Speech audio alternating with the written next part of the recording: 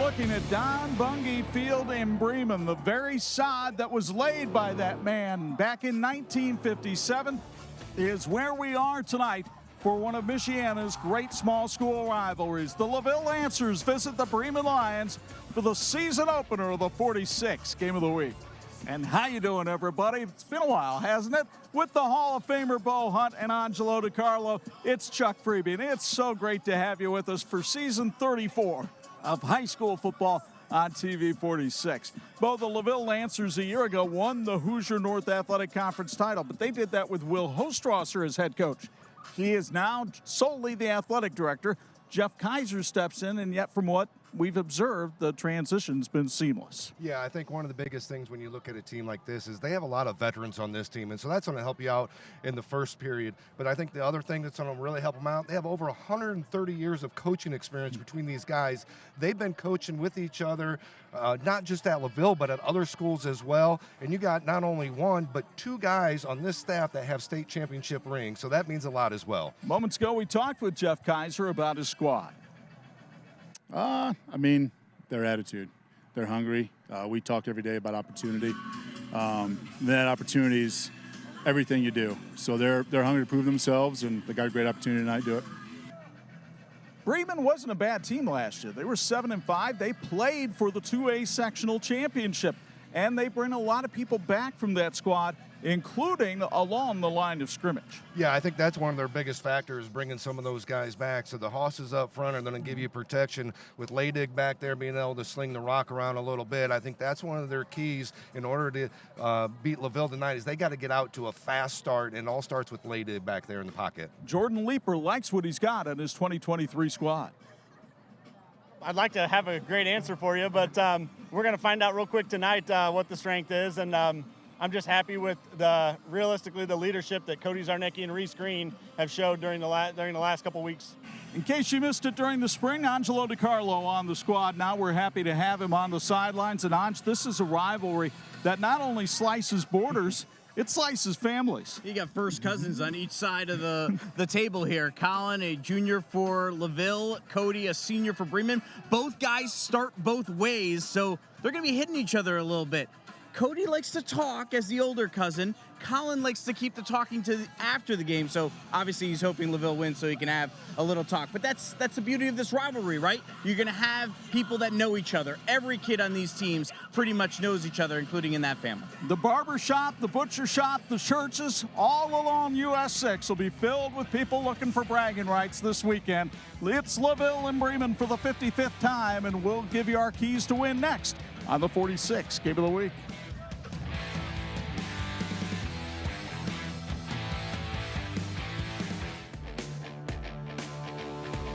This is the WHME TV 46 High School Football Game of the Week. Brought to you by Bill's Heating, Health Markets, Tony Letcher, St. Joseph County Police Department, Martin's Supermarkets, Tire Rack, HealthLink, Raising Cane's, Crown Trophy, API St. Andrews Products, Imagineering Finishing Technologies, and the IHSAA.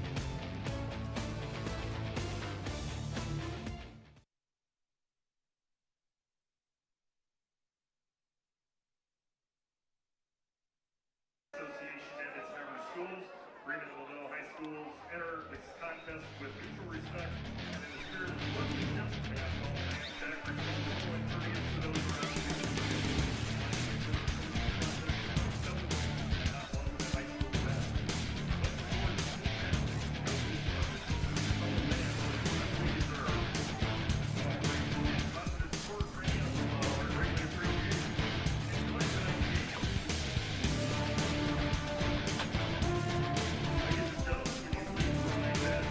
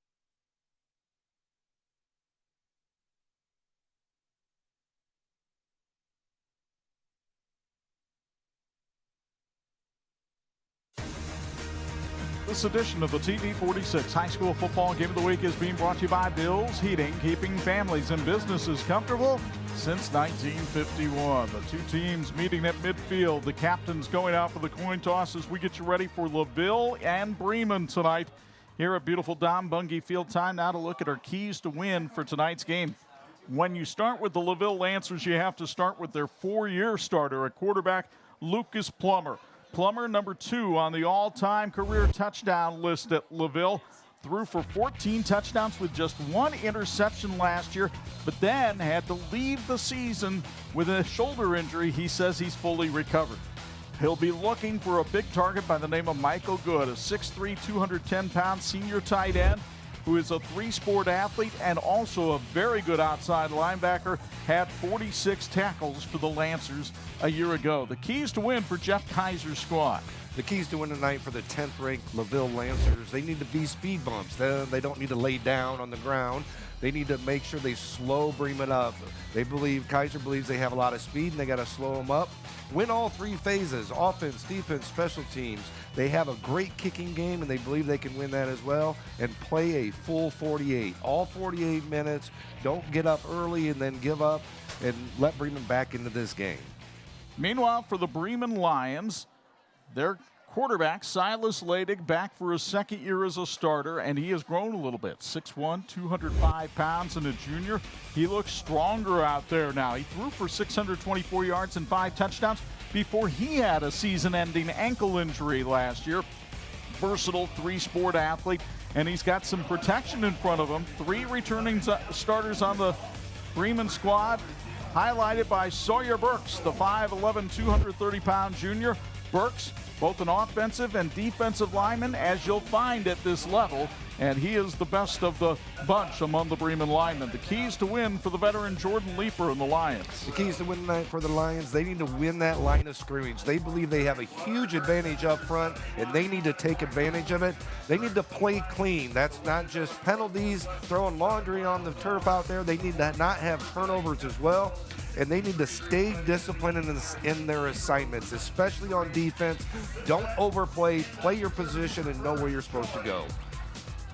Nice crowd on hand here tonight at Don Bungie Field, and what a beautiful night they have to watch football. 71 degrees on this August evening.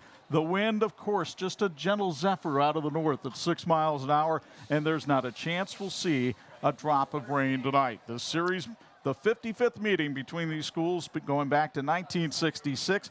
LaVille has won 6 in a row, although Bremen has dominated the overall series, including 4 courtesy of the man to my right. That was a long time ago. That was definitely a very, very long time ago. But, you know, what a beautiful night for opening night out here. Bremen, LaVille, great being back here, being on the turf. Got a lot of people on the other side, on the LaVille side, that played on the Bremen side, coached on the Bremen side as well. So there's so many ties out here, and it's just so great being back here, and especially with you, Chuck, in your 20th year here. And couldn't ask me with any better people than you and Anj on the sides. It's Lucas Plummer putting toe to leather. The 2023 season is underway with a touchback, and it'll be 1st and 10 for the 20 for the Bremen Lions. For Plummer, he had 11 of those last season, so he picks up right where he leaves off, and he was a 2-time All-State kicker, and you can see some of the talent that led to that honor. So the Bremen Lions come to the football, and that is Silas Ladig, their quarterback. He was 40 of 75 for 5 touchdowns and 6 interceptions last year, 624 yards. But he got roughed around in this game by the Lancer defense last year, throwing for only 71 yards and 3 interceptions. 1st and 10, and Jordan Leeper's team will open in an I formation. Cody Sarnecki, the fullback, Austin Young, the tailback.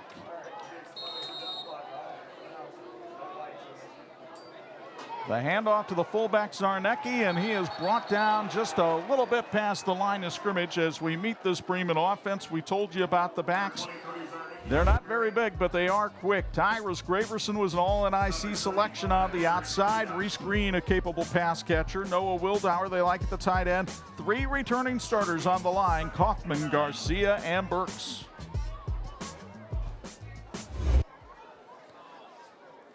Barely any kind of game, but they will call it 2nd and 9.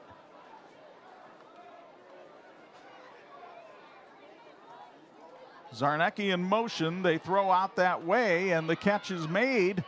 I believe that is Zarnecki on the grab. He takes it up to the 27-yard line before he is brought down by Braden Foster. Nice pickup of about 6 on the play as we meet the Lancer defense. Eric Bedock, the big guy on the defensive line to lead the charge there. It is a solid linebacking core headed up by Jonathan Neese and Michael Good. The secondary well proven. Colin Zarnecki had 5 interceptions a year ago. Big third down here early in this series, early in the game for Bremen. They need to pick up some first downs, move that chain, and get their offense rolling. 3rd and 3. Again, bad snap from the gun, but Leidig is able to pick it up. He heaves it, and it is intercepted by Colin Zarnecki, his first of the year after he pilfered 5 a year ago. We had a guy wide open right down the field, but being so far back, he wasn't able to get enough muster on that ball, and Zarnecki read it the whole way when he was able to come across. Here you can see the R&B Car Company replay. Great job by Colin coming across, snagging that ball, bringing it in. A nightmare start for the Bremen Lions, provided by that young man, Colin Zarnecki. As Anj told you in the open, one of 2 cousins playing in this game, and actually Zarnecki has had his hands on the ball in every play of this game so far. Lucas Plummer, the quarterback for the LaVille Lancers, has Jonathan Neese to his left. The Lancers very much with an Indianapolis Colts look in that uniform. It's Cody Allen on the jet sweep. Allen with room to run, and he takes it up to the 25-yard line for a first down as we meet the Lancer offense. Lucas Plummer has Cody Allen and Jonathan Neese in the backfield. Zarnecki and LaFave, good receivers. Michael Good, maybe the best of the bunch. Eric Bedock, the only returning starter on the offensive line. One area LaVille's really concerned with, and Jeff Gazer's really concerned with, that offensive line. How much can they get better each game, throughout the game, not just after each game? Allen off the right side with room to run, and he's brought down by Zarnecki after a pickup of 5. As we meet the Bremen defense. By the way, that Bremen offense, or LaVille offense, was sponsored by the LaVille Athletic Department. For the Bremen defense, Sawyer Burks, the best man on that defensive line, along with Anakin Kaufman. Zarnecki, the leading returning tackler on the squad, but Austin Young, a veteran as well. The secondary well-tested. Reese Green with 4 interceptions a year ago. It's 2nd and 5 for LaVille. Allen on the jet sweep again, got around the corner, and Allen all the way down to the 10-yard line. That'll be another first down for LaVille, actually inside the 10 to the 9. Here's a great replay of Cody getting to the outside. Great job by Neese picking up the block, sealing that corner as well, leading the way. There's your R&B Car Company replay. The LaVille Lancers and Cody Allen. Neese on the outside, Braden Foster on the inside, and Allen had a pretty wide lane to run. Yeah, when you got the speed that Allen does and be able to, you got to contain him, but then you got the big body like Neese able to go up the middle. Those are 2 combos that are going to be hard to deal with. 1st and goal, under 9 minutes left first quarter. Plummer hands it off to Neese, and the big fella lumbering his way all the way up to the 5-yard line. They'll spot him at the 6. The LaVille Athletic Department wishes the team a great football season. Follow the LaVille Lancers at LaVilleLancers.com. Neese, the Thunder of the Thunder and Lightning backfield, 6'2", 225, and a junior. And he was the conference champion and regional champion in his weight class in wrestling last year. Plummer looking at a 2nd and goal from the 6. Zarnecki split wide to the past the right of your screen, but they're going to hand it off to Cody Allen, and he'll waltz into the end zone for a Lancer touchdown. Cody Allen, who only scored 1 rushing touchdown a year ago, matches that total in the first quarter of the opener and gets the Lancers on the board. You get another look from R&B Car Company. Well, I think one of the biggest things, look at that push by that offensive line. You know, they talked about how they're going to replace all their offensive linemen. Well, they did a pretty good job because they got a huge push up front there. Now Lucas Plummer on to try the extra point. He was 32 of 35 on PATs a year ago.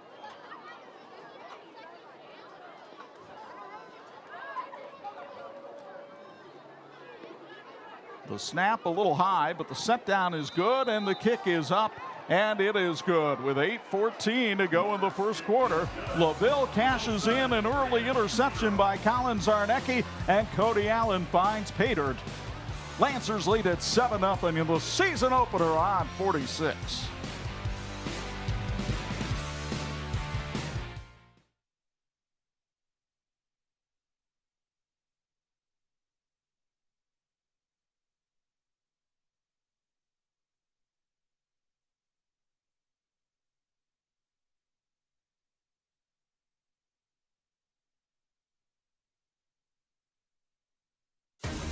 And this edition of the 46 Game of the Week is being brought to you by Tire Rack. TireRack.com, the way tire buying should be. Here you see our officials for tonight. James Dolniak is a cousin of Brian Metcalf, who is a cousin of Jason Metcalf. So it's very much a family crew, and it's great to see Jay Squibb out there, a new addition to this crew this year.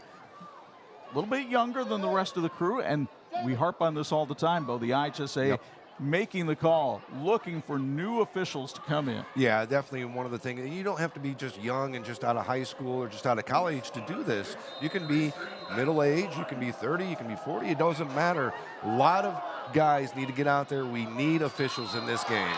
So Plummer knocks another one into the end zone for a touchback. And again, Bremen will have to start 1st and 10 inside its own 20. Not too many small schools have kickers like Lucas Plummer, and he's not alone on this Lancers. Oh, yeah, squad. watching before the game, of course, Colin Zarnecki's brothers at Indiana State kicking for them, for their football team. We saw Colin before the game knocking 40-yarders, almost 50-yarders as well, and then another backup kicker kicking it from 40 to 45 as well. When you have 3 kids that are able to kick field goals from 40 yards out, I mean, that's tough to beat. You're going to win some special teams. That was Jordan Leeper you saw down on the Bremen sideline, their 8th-year head coach, hoping his team can settle down after an early miscue. And Silas Ladig will get his team 5 free yards by changing the count. Yeah, great job for Bremen, really changing the count, getting some momentum going here. Big series for Bremen. How do they react after the turnover and a big score by LaVille? How do they come out in this series and really react to it? By the way, the LaVille scoring drive, 5 plays, 38 yards, and 35 of them came from the fleet feet of Cody Allen. Swihart Motors says, go Lancers. Swihart Motors in La Paz is founded on trust, integrity, and respect. Call today at 574-475-6923. So 1st and 5 now for the Lions. They'll fake the sweep and give it off to the running back trying to come through the hole, but LaVille swarms under Austin Young. It looks like Braden Foster, number 76, was there to make the stop. You'll get another look from R&B Car Company. Yeah, it came in from the backside. Just a great backside tackle coming in, and Nice finishes it up there. Good teamwork there by the Lancers, too, to make sure that Young didn't get away. The good news for Bremen, that 5-yard penalty on 1st down sets him up with a manageable 2nd and 5. Zarnecki in motion, the pitch sweep to Young, and he's met in the backfield by Xavier Lefebvre and brought down for a 5-yard loss. Xavier did a great job of getting off that block here, and then see the replay from R&B Car Company. Great job by Xavier to get off the block, get up the field, so the running back had no way of getting outside. Lefebvre, 170 pounds, and he had his way with the 155 pounds Zarnecki that time. So now Bremen looking at a 3rd and 10. Last time on 3rd down, a bad snap proved critical as Ladig threw an interception off of it. Ladig looking to throw. Had a man out in the flat. Didn't see him. Now he does, but Graverson had to come way back to get the football, and Michael Good will bring him down at the line of scrimmage. 4th down and a punting situation for Bremen after a 3-and-out. Serving the Bremen area for over 70 years, Woody's Supermarkets offers competitive prices. Stop in at Woody's Supermarket where you'll receive great service. They'll even load your groceries. Woody's, your hometown supermarket. So Bremen will go with Jack Wildauer as the punter here. And Josiah Shiselski stands at midfield waiting for the punt. Wildauer gets it out, a wobbler.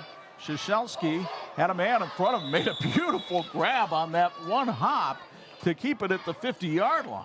Yeah, JoJo did a good job of really getting that ball and making sure that he didn't fumble that, because that easily could have fumbled that on that hop. So as you look at Lucas Plummer, we mentioned he is number 2 on LaVille's all-time chart with 32 career touchdown passes. The record is held by Braden Fish. You may remember that name Yes. from the 90s. Yep. And he threw 35 in his LaVille career. So hardly any doubt that Plummer will break the record. It's just a matter of when. Matter of when. In the shotgun here, he gives it to Cody Allen. Nowhere to run this time as Bremen stacks it up beautifully with the defensive line. Austin Young led the charge from linebacker. Bremen with a great job of getting surged that time into the backfield, really knocking that play up right from the start. Cody didn't have any place to go on that. Loss of 1 on the play. It'll be 2nd and 11. Jordan Leeper lobbying the officials a little bit, trying to see if he can get another call here or there.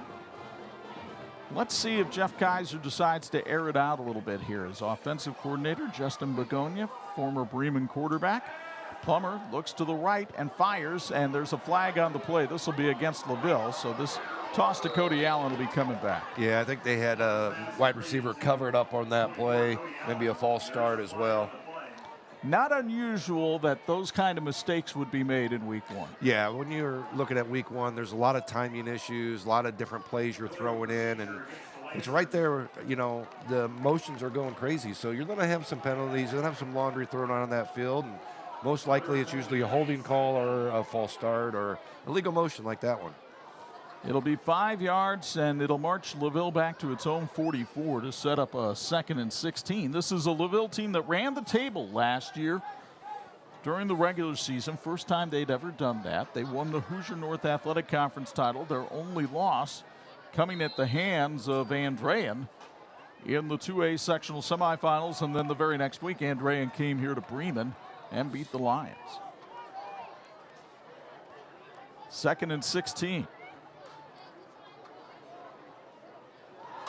Plummer gives it off to Jonathan Neese, and he's got a lot of company along the line of scrimmage.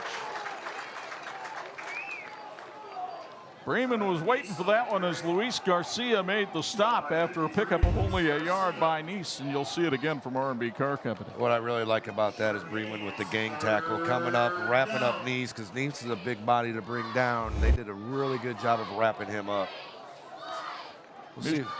Go ahead. Big long 3rd down here. We'll see what Begunia's got up his sleeve here. 3rd and 15. Trips to the right. Plummer looks that way. He wants to air it out. Back shoulder route to Michael Good, and he makes the catch. Good with the grab for the 1st down up to the 32-yard line. It's a pickup of 23 on the play and a 1st down for the Lancers. Well, you might as well just throw it up to your 6'3" basketball player Good and let him go up and get it. Looked like he almost dropped it, trapped it between the defender, but was able to come up with it after that. Great job. Thought for a moment Reese Green might have taken away from it in that scrum, but that was not to be for Bremen. And so LaVille marches on to the 32, 1st and 10.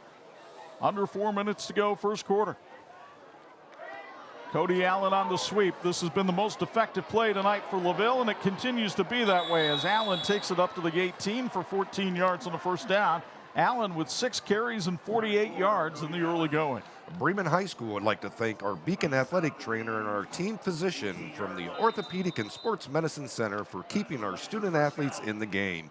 Beacon Bone and Joint Specialists and OSMC are dedicated to the health and safety of student athletes within our community. A big shout out from Bremen High School. Plummer from the gun, looks to the right, lobs it out there over the head of Cody Allen, incomplete. It'll be 2nd and 10. First incompletion for either quarterback tonight. Early scores around the area. Mishawaka and Marion tied at 6. That one at Steele Stadium. Tippy Valley has grabbed a 3-0 lead on Wawasee in the first quarter. And Lakeland has a surprising 6-0 lead on St. Joe. That's in the first quarter as well. Rochester cruising against Wabash up 16-0 in the first. Here's 7-0 LaVille. It's Lucas Plummer on a quarterback keeper. And a flag comes in towards the end of the play. Looked like a face mask. Looked like somebody grabbed a hold of him. That was very similar to the play that he got hurt on last year when we were doing that game, I believe. Draw up the middle. Ran into his own guy. Oh, there it is right there. Pulled his helmet off. And yeah, that was one of the easier calls that you'll have all year for this crew. 15 yards, a first down for LaVille, and Jordan Leeper rused that decision by his defender. It is not an automatic first down because they only called a 5-yard face mask that time, despite his the movement of the head. His hand being stuck on there and almost ripping the helmet off. Plummer pitches to Cody Allen. Around the right side, Allen to the end zone, touchdown LaVille. What a great job by Cody reading the blocks. Neese with the kick out, Allen with the cut inside the block, and everybody else sealing him out. You can see here on the R&B Car Company replay, a little kick out there. Allen through the middle with that speed. Lancers go up 13-0. Nehemiah Stanley and Eric Bedock just absolutely forming a wall over there on the right side. And so now Lucas Plummer will bring his kicking tee out for the PAT.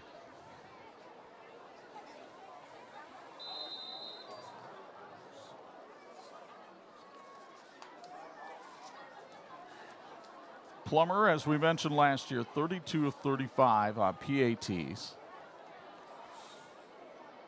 The three-sport athlete is ready, and the snap, set down, and kick are all good. 3:05 to go first quarter, and LaVille in command, 14-0. And let's go down for a Bills heating sideline report. And Angelo DiCarlo, pretty impressive performance by this rebuilt LaVille offensive line so far. Absolutely, Chuck. It's one of the questions that we had coming into this game, but down from the field, you can just see all the space that Cody Allen has as he gets the ball in those pitches. He's got all the time in the world to run, and he's finding those holes, and he's doing very well. And as Bo mentioned, now's the time to find out what Bremen's made of here. They lost 42-0 to LaVille a year ago. If they're going to get back in this game, it has to happen here. They have to have a productive drive to really give themselves confidence here early on in this contest. That's the story on the Bremen side, but as I discussed with you before the game, when you're around this LaVille team, there is a swagger and a confidence that, quite frankly, 15 years ago would have been a joke among LaVille football, but it's there and it is real and well earned. Yeah, I mean, before the game, you talk about the eye test, and we're sitting out there and we're just watching, and the focus that LaVille had during their pregame was amazing. Just they felt confidence in themselves and confidence in their teammates, and you could just see it. You could feel it. So the third straight touchback here for Lucas Plummer as the kicker. Again, Bremen pinned back to its own 20-yard line to start. Lions, first of all, the first order of business, get a first down and keep this defense off the field. Well, I think one of the things, and I know Jordan's Leaper's acquaint to do some of these things, is not just some trick plays, but they have some things that they are able to run to really get the ball down the field. And don't be surprised if maybe we see some of those here now that they're down 14-0. But look how deep LaVille is playing its secondary right now to maybe try to take that away. They've got confidence in that defensive line, and that might be why. Yeah, I mean, we talked about Bremen probably having the advantage at the line of scrimmage. Well, so far through the first part of this first quarter, LaVille's been dominating that offensive and defensive line. This won't surprise you after watching that play, but Xavier Lefebvre's a member of the wrestling team. Yes, he is. Yeah. Very good wrestler as well. A lot of these kids, Neese as well, as you talked about, very good wrestlers. A lot of them are 2-3 sport athletes down at LaVille. Pickup of 2 on the play for Austin Young. 2nd and 8. Lancers showing blitz. And they're coming after Leidig, and he got it outside. Tyrus Graverson has some speed, and he's got that first down we talked about, all the way up to the 34-yard line. A pickup of 12 on the play. to LaVille, or to Bremen's leading receiver from a year ago. That's a great job of getting that ball out there on the blitz, picking up the first down, understanding the situation there, bringing the linebackers up and getting the ball outside. They'll spot him back at the 35, so it is a pickup of 13 on the play. Leidig tonight, 3 of 4, 19 yards, but the big miss was the interception. Flinching along the line, but who flinched first? Bremen claps his hands because it's against LaVille, their third penalty of the night. The Wooden Pill has been voted the best pizza in Northern Indiana and is proud to be a part of the Bremen community. Find them on Facebook for weekly specials. The Wooden Pill is proud to support high school athletics and go Lions. Man, that was a good pizza tonight. As you look at Jeff Kaiser, he's had a good pizza or two in his time. He would tell you that. First season here at LaVille as the head coach after being the defensive coordinator under Will Hostrasser. And in fact, he was telling us before the game he actually played at Glenn High School, and Will Hostrasser was his defensive coordinator for a year. Yeah, just the connections that he has on that sideline are just amazing, talking to him before the game. Leidig airs it out, and what a catch by Reese Green. Green hauls it in at the 31. What a great job by Green taking that ball away. That was interception all over it. Green did a great job, a senior, understanding the situation and just pulling that ball away. A 29-yard pickup by Reese Green gives Bremen the first down. Green a year ago was the backup quarterback on this team and played pretty well, threw for 248 yards and a couple of touchdowns. Reese, a pretty decent baseball player as well. Leidig hands it off. Austin Young nimbly cuts to the 20, a first down for Bremen, a pickup of 11 for Young. Well, Angelo mentioned this drive may show what Bremen has. I realize you got 20 more yards to finish it, but so far Jordan Leeper has to like the grit his team is showing. Yeah, they're showing a little bit of momentum here and really getting out and showing that drive, showing that spark that we talked about. They really need that spark, and they're really starting to show it now. See the clock right-hand side of your Tire Rack scoreboard. Trips to the left of Leidig. They're running left with Young. He put a move on LaFave, but LaFave slowed him up long enough that Braden Foster could come over and knock him to terra firma in a loss of 2. TireRack.com is proud to serve as a scoreboard sponsor for the TV46 Game of the Week. Since 1979, Tire Rack has been helping people find the right tires for how, what, and where you drive. They're also well known for supporting the Michiana community. TireRack.com, the way tire buying should be. First quarter coming to an end, and it was owned by the LaVille Lancers. LaVille's defense set the stage early with a Colin Zarnecki interception, and that set up the touchdown by Cody Allen. Then Michael Good with a big catch, and Alan Palm pay dirt for a second time. 14-0 LaVille as we'll head to the second on 46.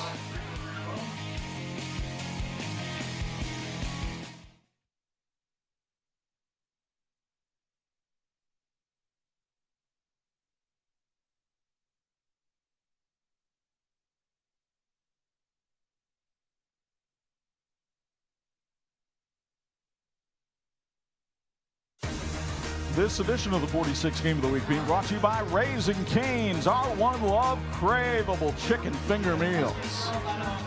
Back at Don Bungie Field, we get ready for quarter number 2. Time now for a Bills Heating Sideline Report. Angelo DiCarlo has a special guest. Thanks, Chuck. Here with the former head coach of the LaVille Lancers, Will Hostrasser. I guess they don't really need you, huh? Well, don't speak too soon here. Bremen's much improved, and it's always a great atmosphere coming over here. What's this like? You didn't stroll in until about 5 minutes before kickoff. What's it like? You're still athletic director at LaVille, but what's it like not having the headset on and coaching? It's different. I'll be honest with you. You put a lot of time and effort into things, and Friday nights are the special. It's when the kids get to go out and show their skills, and I do miss that part of it, but it's just kind of nice being a fan. The pressure's off, and you just kind of enjoy watching a good football game. Why was Jeff Kaiser the right pick to be the next head coach? Kids know him. He's very passionate about the game. He loves LaVille, and I've coached with him. I actually taught him in the first year that I started teaching, so I know what he's about. He's a great man. All right, well, we don't want you to get run over here, so we'll let you get out of here. Thanks. Thank you. Save yourself too, Hodge. Here's the handoff to Austin Young, and Braden Foster, who's having a monster game tonight on the defensive line, comes in and makes the hit behind the line of scrimmage. It'll be 3rd and long for Bremen. This game's health tip is brought to you by HealthLink. There's no better way to make sure your athlete is ready to play than with a sports physical. Call HealthLink and schedule an appointment today. HealthLink offers medical, dental, vision, and more. 60 yards for Bremen in the first quarter, but 48 of them were through the air. LaVille had 89, 66 rushing, 23 passing. It is 3rd and 14 for the Lions. Movement against the line of scrimmage. That is the 3rd time that LaVille has flinched tonight. Yeah, and the 4th penalty overall on the Bremen Lions. was lucky there because they had the wide receiver jump, but it was after the offensive lineman came across, because that 3rd and long almost turned into 3rd and very long. Now it's 3rd and 9, and you're really kind of in the 4-down territory, depending on how you do here. Yeah, I mean, this early in the game, if you had a kicker like LaVille does, you would settle for the field goal. But at this point, you're almost in 4-down territory, like you said. Trips to the right, as you see Silas Ladig in the gun. Ladig throws out. Graverson makes the catch, and a holding call on Bremen that you could make from up here. Yep, we all saw that before they threw the flag on that one. When the jersey separates from the pads, that's usually a pretty good sign this one's coming back, and you'll see it again on the R&B Car Company replay. Yeah, just throwing that quick flat route out there, but you can see the hold right there. Not only did he get held, but he made the tackle as well. Heck of a play by Michael Good right there. Now, because the flag was thrown downfield, this is a spot infraction. If the hold were made behind the line of scrimmage, it would be from the previous line of scrimmage. So they'll mark it off 10 yards from the spot of the penalty, and that leaves Bremen with a 3rd and 16. About a 7-8 yard penalty would it turned out to be. The 2nd infraction on Bremen on the night.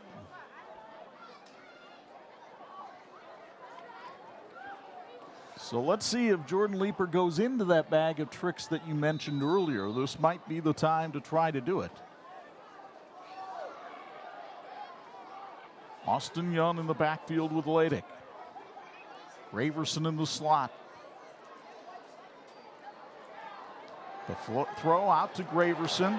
Tries to put a spin move on LaFave and does, but Cody Allen is able to make the hit out of bounds. Graverson able to get about 6 yards back. It'll be a 4th and 10 here for Bremen. Great job by LaVille just getting to the ball. Xavier gets over to the ball, doesn't make this tackle, but great job of coming back. Cody with a great job of wrapping up, and they just don't quit. Last week, LaVille talked to me about having 11 guys going to the football, and that was a time where that was the standard. So it looks like Tyrus Graverson is going to come on and try a 37-yard field goal. There is not much of a breeze tonight, but what little there is appears to be at his back and pushing to the right upright. The snap, the set down, the kick are all good, and Graverson got it! Tyrus Graverson from 37 yards away gets Bremen on the board, and it's 14-3. Hey, you need a crowd pleaser? Raising Cane's has you covered this school year with a hand-battered, cooked-to-order chicken fingers, crinkle-cut fries, fresh coleslaw, buttery Texas toast, so good, and their craveable Cane sauce.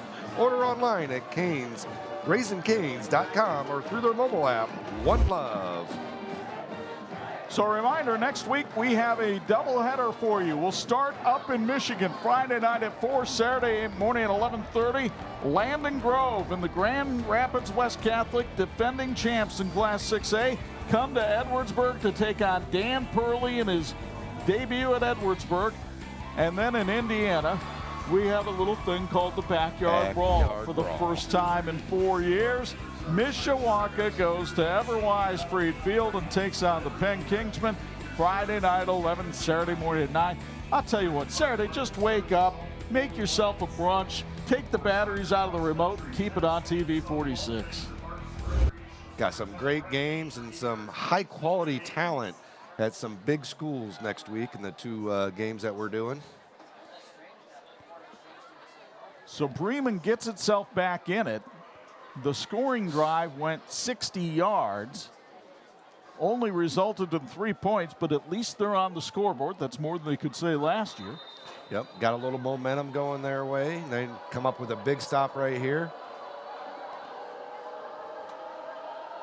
Raverson on the approach.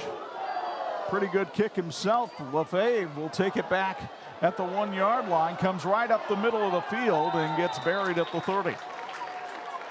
But a good return by Xavier LaFave sets up the Lancers with pretty good field position for Lucas Plummer.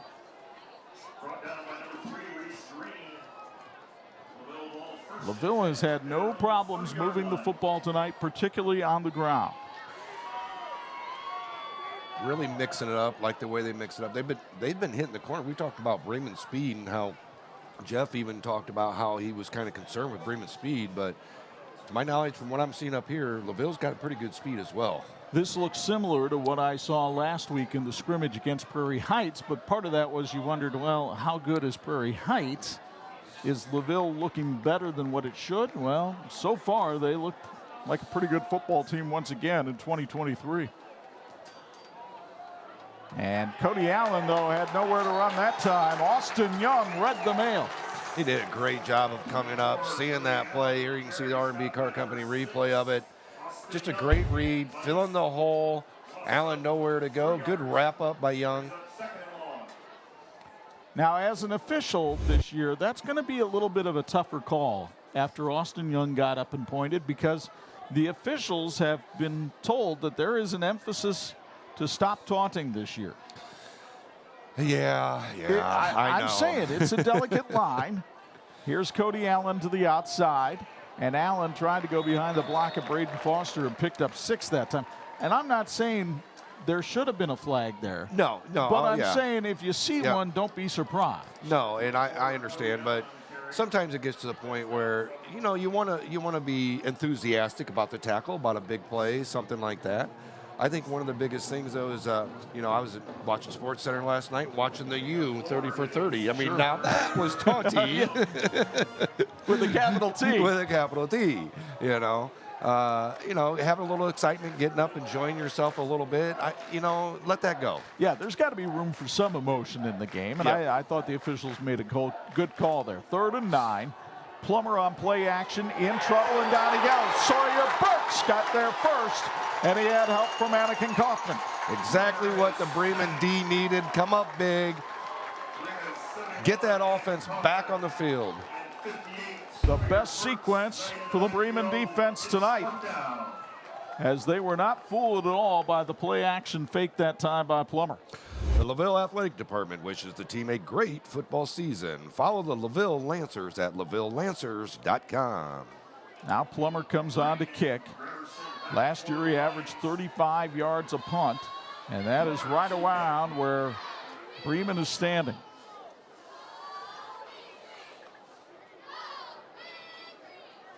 A little bit of a high snap, no rush. Plummer, it'll be fielded by Reese Green at the 40. Green got a step. Green to the outside. Green out of bounds at the 32. And you'll get another look from R&B Car Company. After a 40-yard boot, Reese Green was able to bring it back 28 yards.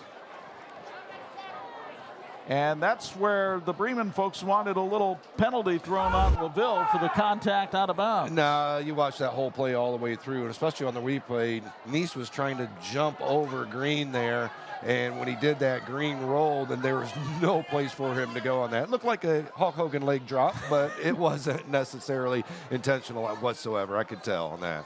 So suddenly the Lions have grabbed momentum. Can they finish it with points here and get back within one score?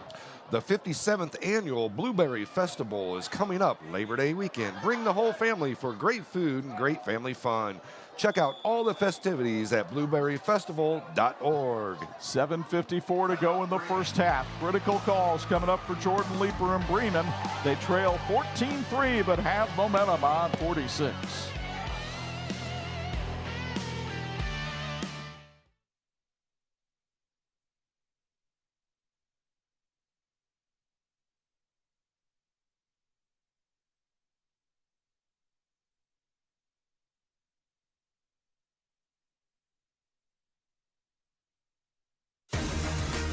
This edition of the 46 Game of the Week is being brought to you by the St. Joseph County Police Department. Join the team and help protect and serve our community.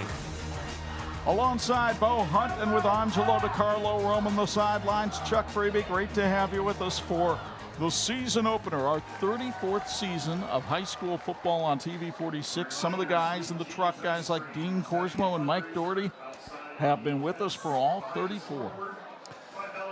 Which means they covered me back in high school as well. I was a part of it for 4 years.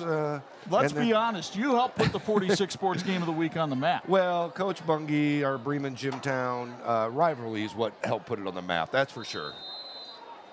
We had some good battles back in the day when it was first starting out, and yeah, 34 years ago, my 30 years this year. Reese Green was looking for a halfback pass. Instead, nobody was open. He turns it upfield, and Jonathan Neese says hello at the line of scrimmage. No gain on the play. It seemed like a good idea at the time until Green pulled up and there was nobody open downfield. Well, we talked about it and talked about, you know, the ability for Bremen and Leeper to do those type of plays and really look for them. That looked like a great opportunity. Call the timeout. Try to run a little trickery. Give Green credit for a yard of rushing on the play. It'll be second down, and they'll call it 9 here.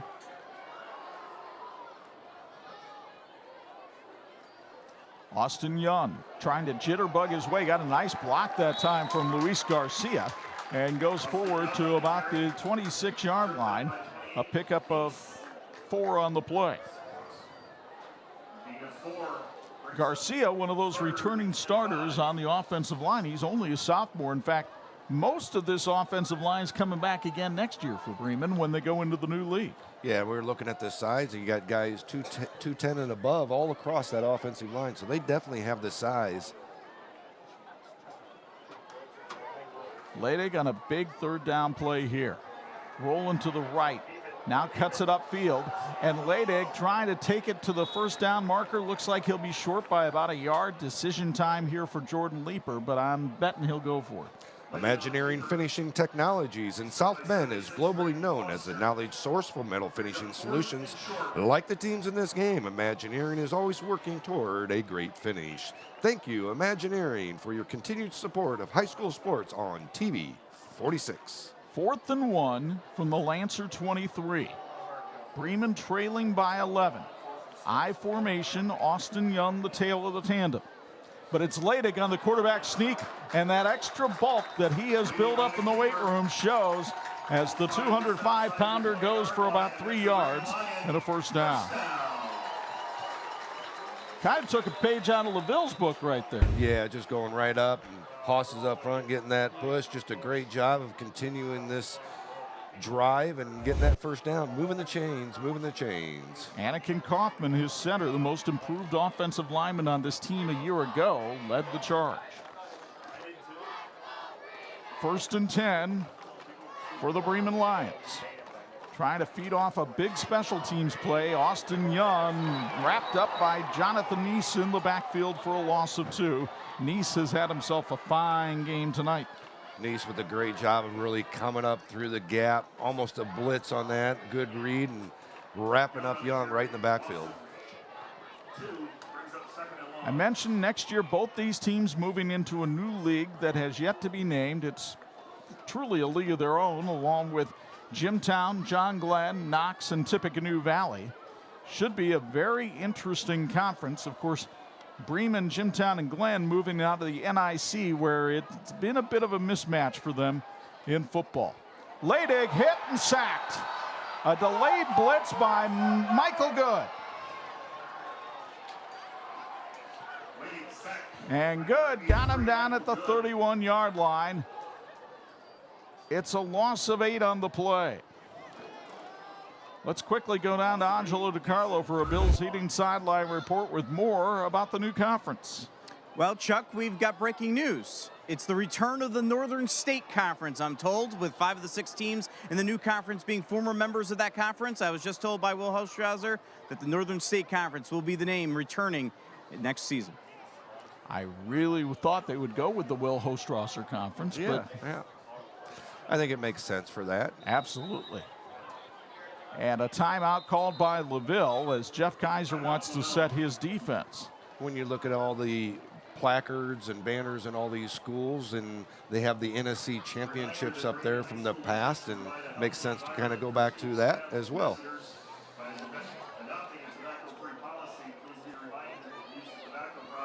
So Monday on Pulse FM, we begin a new radio show for you. It is Notre Dame Federal Credit Union's Irish Football Fix. Angelo and I will talk all things Notre Dame football, get you ready for that season opener with Navy over in Dublin, Ireland. I've got an extended chat with Marcus Freeman, and Ange talks to Joe Alt about not only being a Notre Dame All-American, but his faith life as well. That's one of the things that set this show apart from other Notre Dame football shows, the focus on faith. That's NDFCU's Irish Football Fix, Monday nights at 7 on Pulse FM. As you take a look over in that LaVille huddle, Jeff Kaiser sending his defense back out on the field. Of course, that's what Jeff did for Will Hostrauser, was handle the defense a few years ago, and he's still making those calls, but he's got some veteran help over there. Yeah, he just brought on Jeff Jankowski, who was D coordinator over here at Bremen when I was in school, as a chemistry teacher as well. He was head coach at LaVille as well for a while, so a lot of experience in that coaching staff over there. 3rd and 20. Leidig heaves it high in the air. Plummer is under it and tips it away from Tyrus Graverson. Leidig, I think, was just hoping that they might be able to run the tip drill there. Didn't work out, and it'll be 4th and long here for Bremen, and it looks like they will send the special teams out on the field and maybe try to pin LaVille deep. Here to protect and serve our community, the St. Joe County Police Department is hiring immediately. Employment opportunities for high school graduates are available, and they offer a host of benefits and a true family environment on their team. Learn more at sjcindiana.com/employment. Oh, hello, Tyrus Graverson. Not satisfied with the 38-yarder he hit, he will try a 48-yard field goal here. The snap is good. The kick is solid, and it is off to the left. No good. He got good foot into it, but hooked it a little bit. Not sure what the Bremen record was. I know it, back in the day it was around 42 yards. Not sure what it is anymore at this point. Was the 42-yarder by you? No, it was Sheets. I was on the field, but it was Russ Sheets. But you used to do some kicking as yeah. well. Yeah, we usually scored a lot of touchdowns, so we didn't kick field goals back then.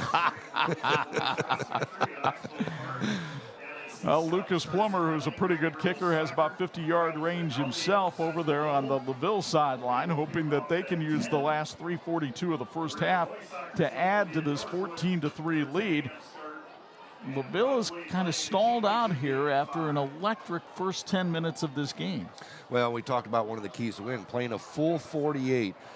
Coach Kaiser talked about that too with us specifically, of making sure this team understands they got to play a full 48 minutes, and they came right out of the gates, played a great first quarter, put up 14 points, and just like you said, kind of stalled out just a little bit. It has to do with Bremen as well. They've been playing better. Plummer hits Colin Zarnecki on a slant route, and it's a 15-yard pickup, but he fumbles.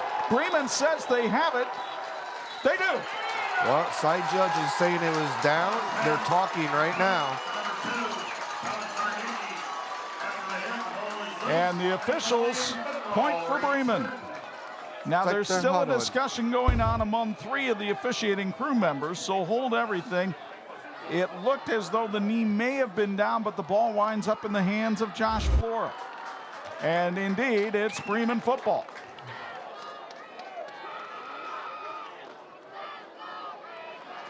There's the official. Brian Metcalf putting the official signal out there. Watch the end of this play again from R&B Car Company and keep an eye on the knees. Right there, the knee was down, and then the ball, we see it from this angle, but we couldn't tell from the back whether the ball was already out. But the other angle I saw, just watching it on the replay, I thought his knee was down first. That's one of those tough plays. We get a look at the replay. It's happening so fast on the field, you don't see it all the time. By the way, over at Rice Field in Elkhart Concord with a 13-0 lead on Elkhart in the first quarter, Hudson Glantz started quarterback and has a touchdown pass. Let's see this angle again. Watch the knee. Knees down, ball I don't think was out yet. It started to come out, but the knee was down.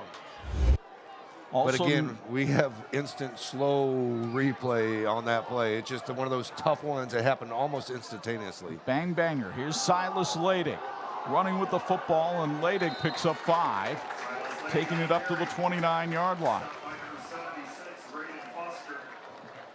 Leidig showing no ill effects from that ankle injury that took him out midway through the year. It happened in the Jimtown game last season.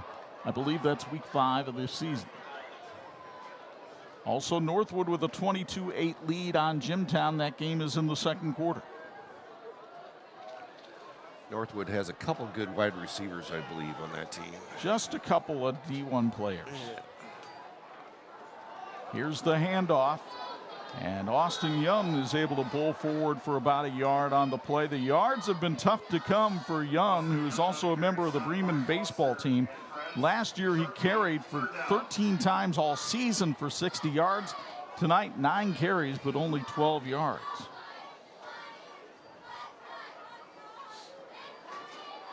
Bremen looking at a third, and we'll call it 3.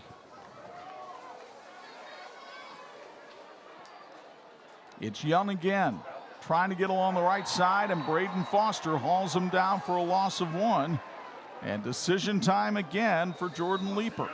The Bremen's athletic trainer, Kyle Zuber, is provided by the Beacon Health Systems, helping athletes achieve their peak performance by offering services such as sports performance, physical therapy, and concussion management.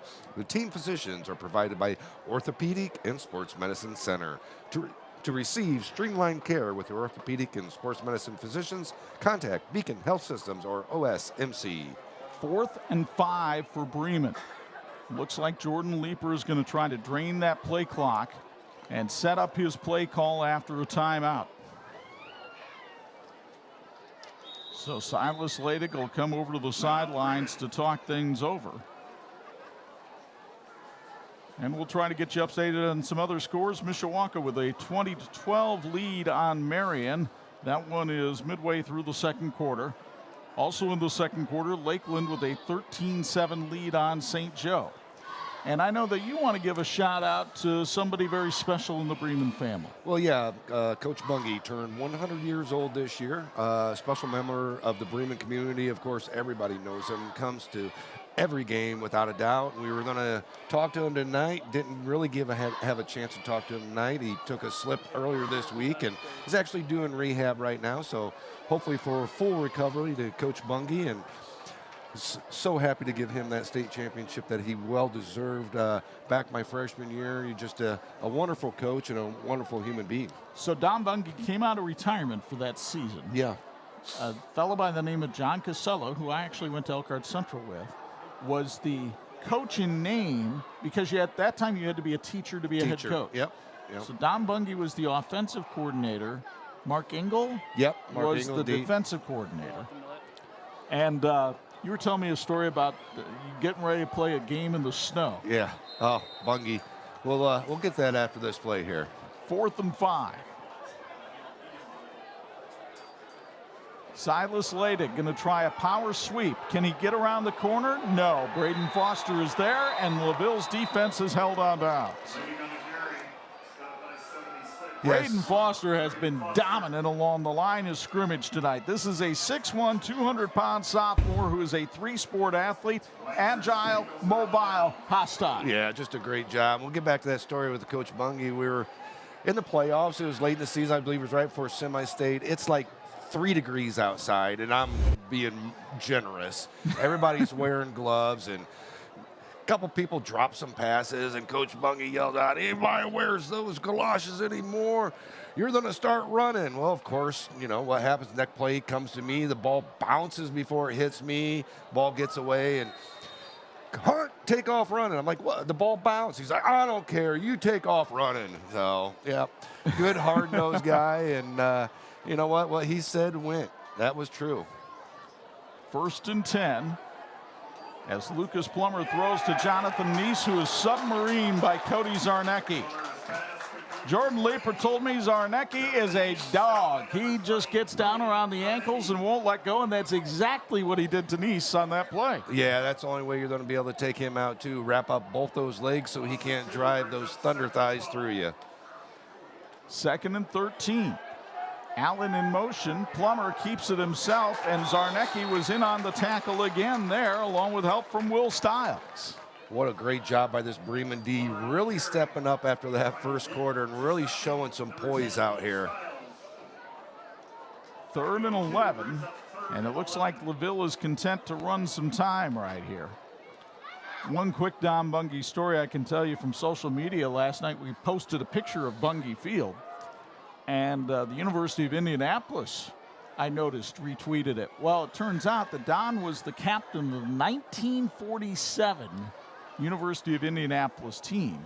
10 years later, he was on the very spot we're on tonight, rolling the sod that you see these two teams playing on. Yeah, just hand-built this field out here and started it from scratch. And, you know, he's done so much in the community, and, you know, I owe a lot of my success and a lot of things that have happened in my life because of him as well. I know he was a big factor and a big contributor of getting me into the Hall of Fame at such a young age as well. And just everything that he does for this community, he does it with Bremen pride. And you see the crowd that's here tonight for this rivalry game. Good crowd here at Bremen. And, of course, everybody can tell their back-in-the-day stories. But one of the things you were telling us before the game tonight is how soon your sister used to have to get here after school for your game. Yeah, I mean, the crowds right after school, sister would have to come down, other sisters of players and stuff right after school, come down, put the blankets on the benches and then on the bleachers to save seats, because if you didn't have your seat saved by 3:30, you weren't getting a seat down here. And a great crowd here tonight. A lot of folks from LaVille here tonight, too. Good turnout from their student body. Looks like they're having a bit of a Hawaiian night over there on the far side. As for the game, 3rd and 11 for LaVille with 26 seconds left of the first half. Lancers trying to protect a 14-3 lead here. They go trips to the right of Lucas Plummer. Plummer fakes. He wants to air it out for Michael Good, and Good can't make the catch in double coverage. It was well defended that time by both Reese Green and Braden Parrish. Parrish is only a sophomore, but they like his speed. He is a long jumper and a sprinter on the track team, and he was with the taller Good step for step that time. Yeah, just a great job at double teaming and really getting in front of him so he couldn't even come close to fighting that away or bringing that down. So now Plummer will look to kick it away with 19 and a half seconds left here on the Tire Rack scoreboard. Reese Green, the deep man, had a 28-yard return his last time. Plummer gets it out of there. Green's going to let it hit. It takes a LaVille roll, and Green finally scoops it up. Michael Good takes him down at the 40, and LaVille will have 7 seconds if Jordan Leeper fancies himself a gambling man.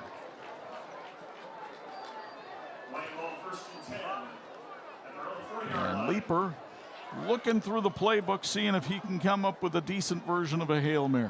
Yeah, they might be able to run maybe even like a quick 8-10 yard out, get the ball out there and get out of bounds, and then throw another play, get up a little bit closer. Don't forget, coming up at halftime, Anj will speak with Jeff Kaiser as the two teams go off the field, and then we'll have our halftime report featuring our Tony Letcher Health Market student athletes, as well as halftime stats and highlights.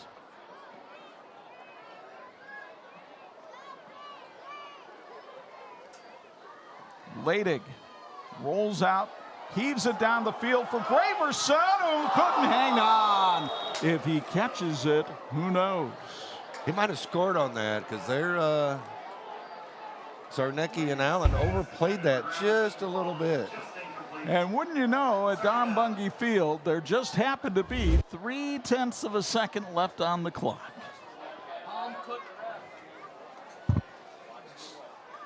That would have never happened in your era. Oh, but that's because you guys were up by so much at halftime, they just wanted the clock to run. 2nd and 10 from the 40.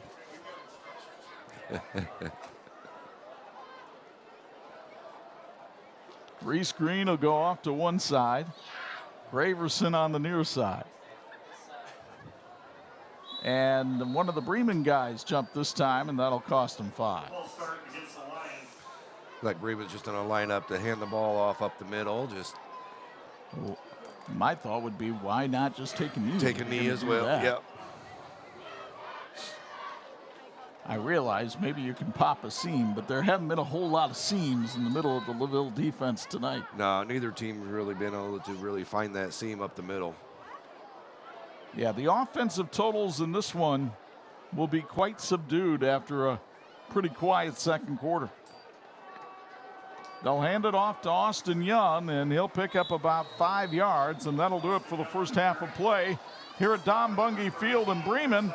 LaVille is on top of the Bremen Lions by a count of 14-3. Let's go down to Angelo DiCarlo with the Bills Heating sideline report. Coach, great start for your squad. Bremen fighting back. Your thoughts on that first half? Well, we come out and did what we wanted to do. We got turnover right away, put points on the board right away, but, you know, we got complacent. We had some self-inflicted penalties there. We had a turnover there was a little questionable, but you know, we got to overcome the adversity. Bremen's bringing it to us. We got 24 more minutes, and we got to play hard. This will be your first halftime speech as a head coach. What will you tell your kids? Play hard. Thanks, Coach. Chuck, and Bo, back to you. They're going to have a lot of time filling that locker room. That's the halftime speech. Defense dominated in the second quarter of this one. Sacks aplenty, and LaVille leads at 14-3. Our Tony Letcher student athlete are next on 46.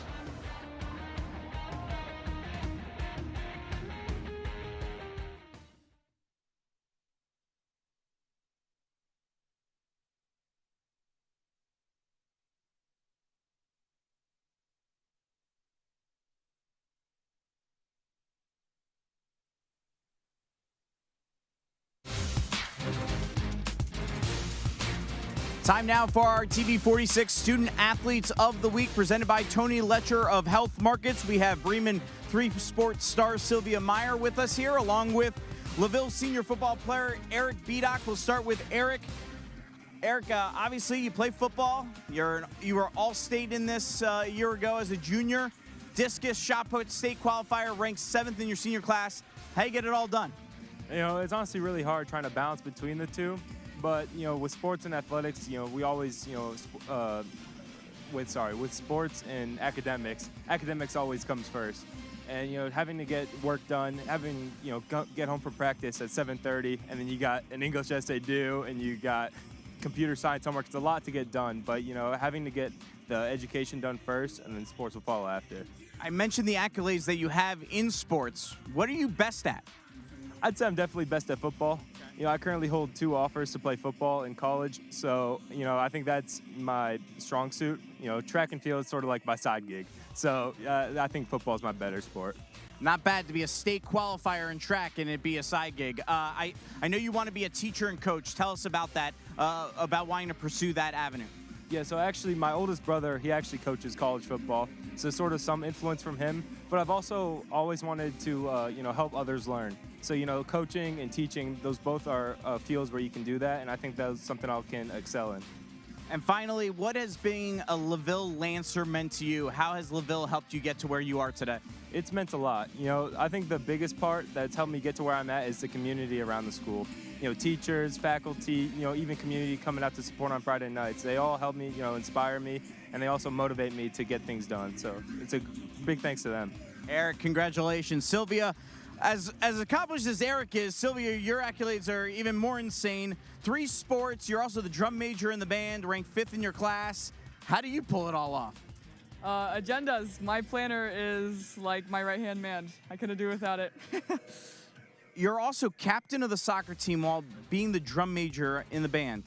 I'm specifically, how does your week look to actually get those 2 things accomplished? Because I would imagine there's a lot of conflicts there. Yeah, I try to let my coaches and band director know as soon as possible when I have a conflict, and it's really just about communication. I'm really thankful for the coaches and the band director that they're really flexible with my crazy schedule, so I'm just really thankful to the community for supporting me in that, and I couldn't do without them. You're planning to head to Bethel for American Sign Language interpretation and music. Tell us a little bit about more why you've chosen this path. I think interpreting is really important. It's super cool that you can break down language barriers as an interpreter, so I think that's incredibly amazing. And American Sign Language, it's a totally visual language, and I think that's also really special as well. I really enjoy music, obviously, as the drum major, so I'm hoping to study that as well, kind of as maybe as a minor, but hopefully I can study general music or maybe even go into teaching music. As a drum major, I've really enjoyed kind of leading the group, so we'll just see. And finally, what has being a Bremen Lion meant to you? You know, kind of similar to Eric, the community is so supportive. It's very close-knit. Everybody knows everybody, but it's a great community. I'm really thankful for all the support from my family and friends and teachers. Everybody here is just really positive, and I love being in a small community and being able to do all of this. Sylvia, congratulations. Thank you. Sylvia Meyer of Bremen, Eric Bedock of LaVille, our 46 Student Athletes of the Week, presented by Tony Letcher of Health Markets. Back with more of the TV46 Game of the Week right after this.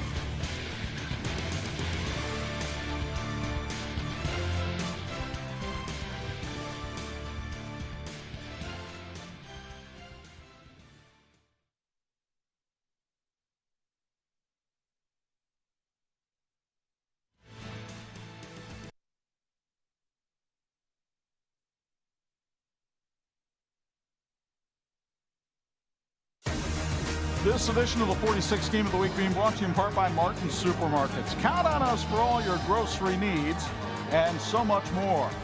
Halftime here at Don Bungie Field, the Bremen Marching Band entertaining the crowd as LaVille leads after the first half by a count of 14-3.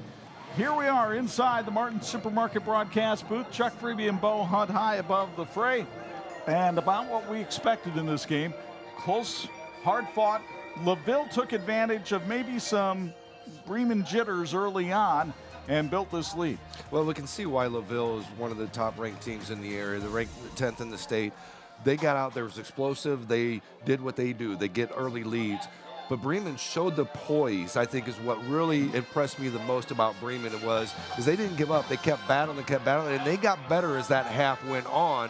And LaVille's going to have to make some adjustments at halftime, but having the 14-3 lead is crucial at this point. That helps make the adjustments. Let's show you how it got to be this way here at Don Bungie Field as LaVille got the first big break of the game with a Colin Zarnecki interception, and that helped set up a 5-play, 38-yard drive, capped by the Cody Allen touchdown. What a surge from the offensive line.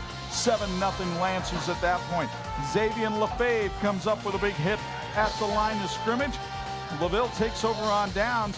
Bremen smothered Cody Allen early on, but then Michael Good comes up with a huge catch here against Reese Green. Hangs onto the football for the first down, keep the drive alive. Allen's second touchdown of the first quarter made it 14-0. You wondered what Bremen had in the tank. Well, as it turns out, they had enough. Reese Green with a big catch there for 29 yards in the first down, setting up Tyrus Graverson for this 38-yard field goal in the second quarter, and then the defense is dominated. Sawyer Burks, good special teams here by Reese Green as he comes up with a 28-yard punt return, but Michael Good thwarts that drive with a big sack right there. A fumble here by Colin Zarnecki would help set up Bremen, but Good again would come up with a big stop. As we take a look at the first half numbers, the offenses leave a little bit to be desired. Well, the first thing you look at when you look at that first down, there's only 8 first downs total between the two teams in this game. At halftime, a lot of times, a good drive, you're going to pick up 4 or 5 just in one drive. So the offenses definitely have to get going here in the second half. Defenses have been the key to this game. This is a game that can divide families unless you got the right T-shirt on, like Grandma Zarnecki does with her Bremen versus LaVille Zarnecki versus Zarnecki shirt. What a great shirt that is. And what a great game we have. LaVille on top of Bremen, 14-3. For those of you watching on the live stream, we'll have some halftime scores from other games after this on 46.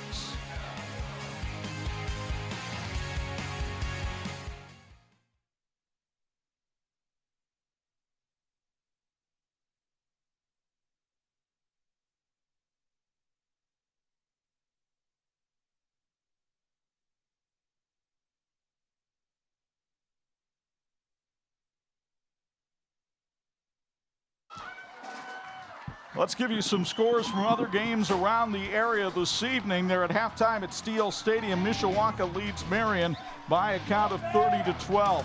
Rochester, very impressive tonight against Wabash, leading 48-0 in the second.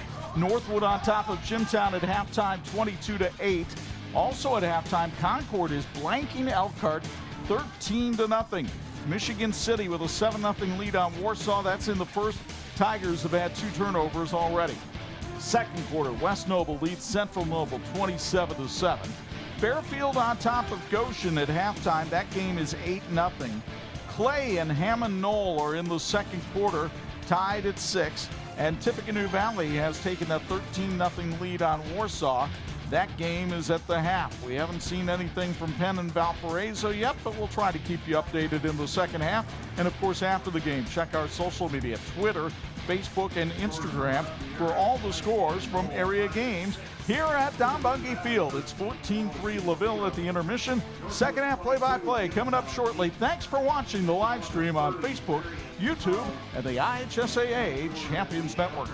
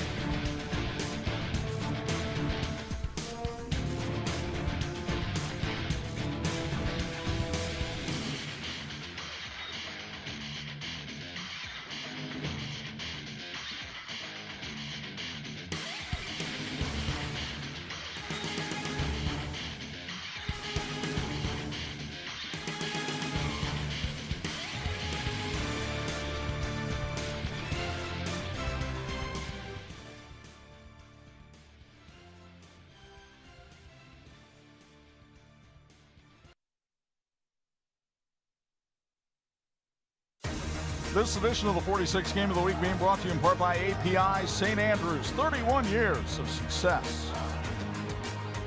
LaVille leads at 14-3, so what kind of changes might Jordan Leeper make here in the second half? Let's go down to Angelo DiCarlo for a Bills Heating sideline report.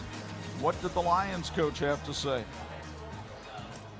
Chuck, he was very pleased with the way the team settled down, stopped the bleeding, obviously. He likes the momentum they feel they have, but obviously they got to score some points. He feels like all 11 guys have to come together to be able to make that push against a very big LaVille defense and able to get some momentum offensively. But obviously it's all going to start with a need for a defensive stop. Now the good news for Bremen, their defense has been playing well, and they'll be on defense to start the second half here. But we'll have to see if Lucas Plummer and this LaVille offense can start to get things on track. Yeah, I think, going at halftime, make those adjustments. And big possession right here, especially for Bremen, I believe. They can get a stop right here. It can show them that they can take that momentum that they had in the first half into the second half. Whereas LaVille, on the other hand, they would like nothing better than putting up another touchdown on that scoreboard. So LaVille will get ready to kick it off. Tyrus Graverson, who is accounted for the only points that Bremen scored in this game with a 38-yard field goal, will do the kicking. Xavier Lefebvre and Cody Allen, the deep men, back for the LaVille Lancers.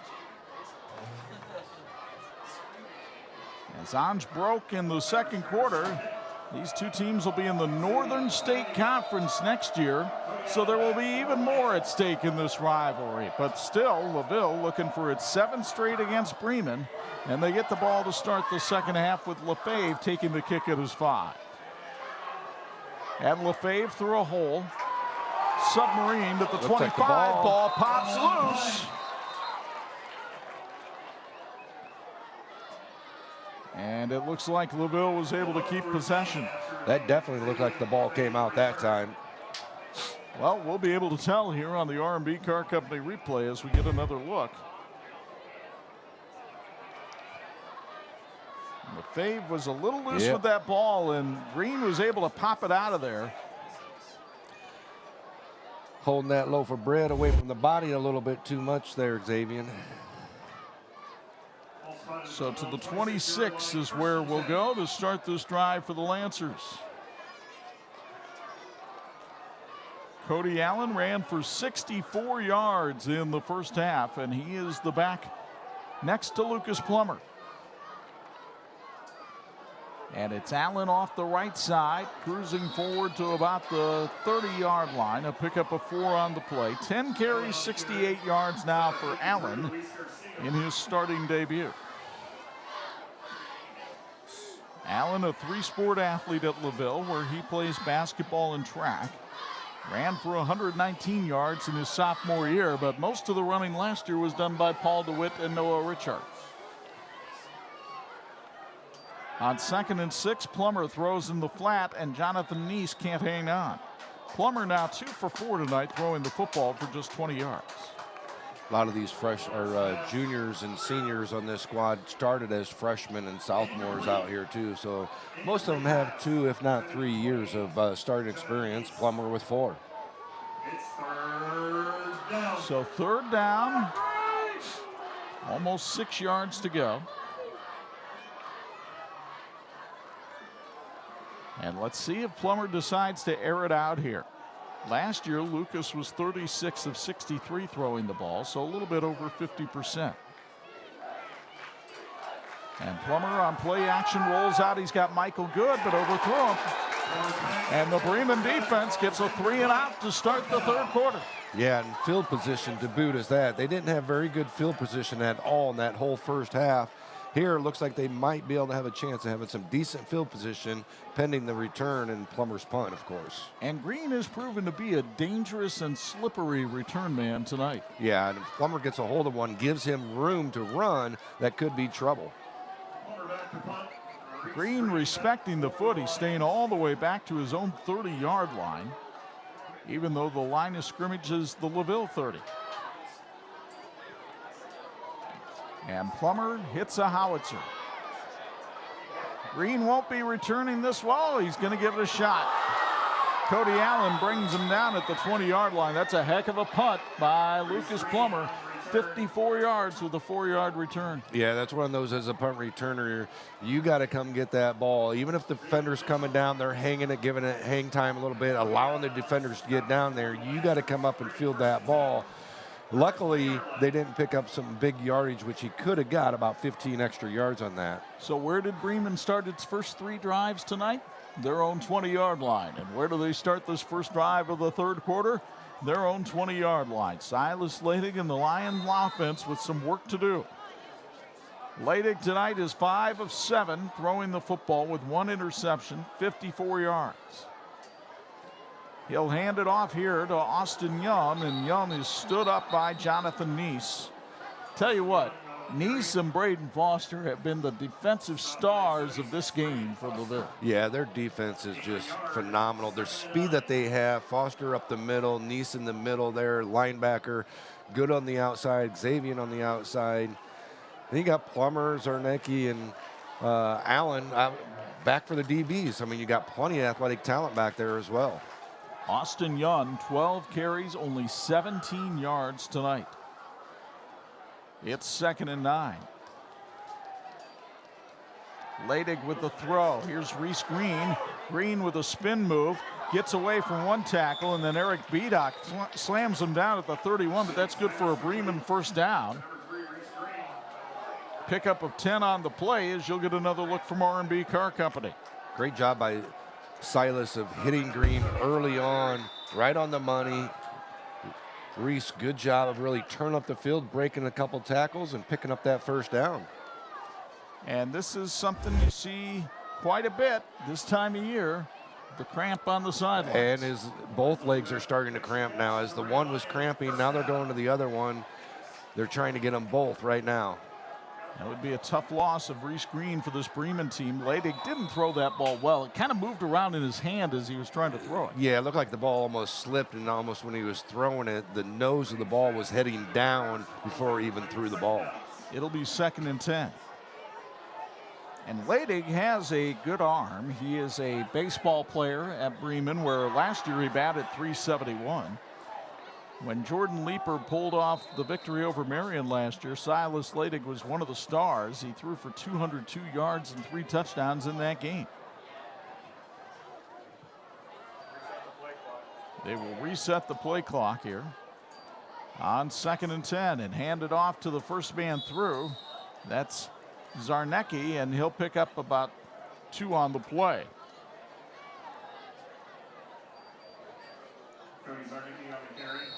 So it'll be 3rd down and 8, and we've got a LaVille player down on the field right now with a cramp as well. 3rd and long 8. Officials timeout.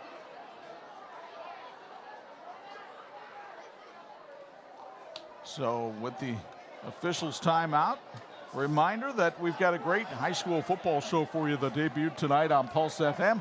It is the Tire Rack Drive to the game. Angelo DiCarlo and I each week break down how the high school football stories from all around the area, give you a preview of our game of the week, talk to some other coaches and players. Plus, we make picks, and I have the feeling many of mine will be ill-fated tonight.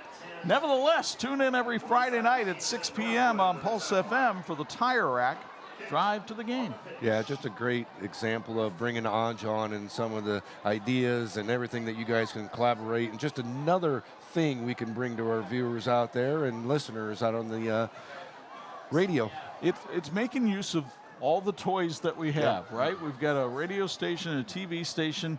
We might as well make use of them, and no better time to reach the high school football fan than when they're on their way to the game in their cars. Yep, it'd be nice to listen to it ourselves, but we're already here setting up and working at that time. Oh, you know everything we're talking about anyway. Jonathan Neese is the injured player who's limping his way off the field here for LaVille. So both teams with players suffering from cramps. And we'll see what happens here on this 3rd down and 9 play for Bremen with 9:29 to go, 3rd quarter. 2 receivers off to the left of Leidig. And Leidig with time. floats the pocket. He's going to air it out for Graverson, who makes the catch at the 30. Graverson makes the grab, a 38-yard reception, and a first down for Bremen. You'll see it again on the R&B Car Company replay. Nice job by Leidig just laying that ball up. So Graverson was the only one that was able to come down with that. Just a great job of positioning the body and great hands. 4 catches, 57 yards for Tyrus Graverson tonight. He had a big 6-catch game in that win over Marion last year, and another 6 against Jimtown. The 3-year starter at wide receiver. 1st and 10 from the 30. Leidig hands it off. Austin Young nowhere to run, and he was lucky to get back to the line of scrimmage. The LaVille Athletic Department wishes the team a great football season. Follow the LaVille Lancers at lavillelancers.com. Bremen tonight has carried the football 21 times, and they have 23 yards. What a job this Lancer defense, especially the front 7, has done. Yeah, just we talked about this. Both fronts, offensive and defensive lines for these teams are really just putting it to each other. Leidig on 2nd and 10. Puts a man in motion. That's Reese Green. He's done cramping up. He's moving with the ball, and he gets 5 yards on the carry before he has to go down. Brandon Nettrauer, a former Bremen player who transferred to LaVille, makes the stop, and it looks like Green might be having a little problem with the cramps again. Yep, there it goes again.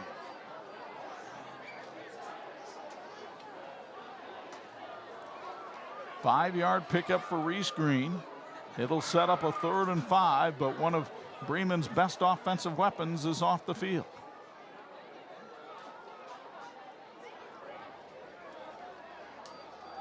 Leidig will go over and get the play from his head coach, Jordan Leeper, a 2002 quarterback at Bremen. Went to IU.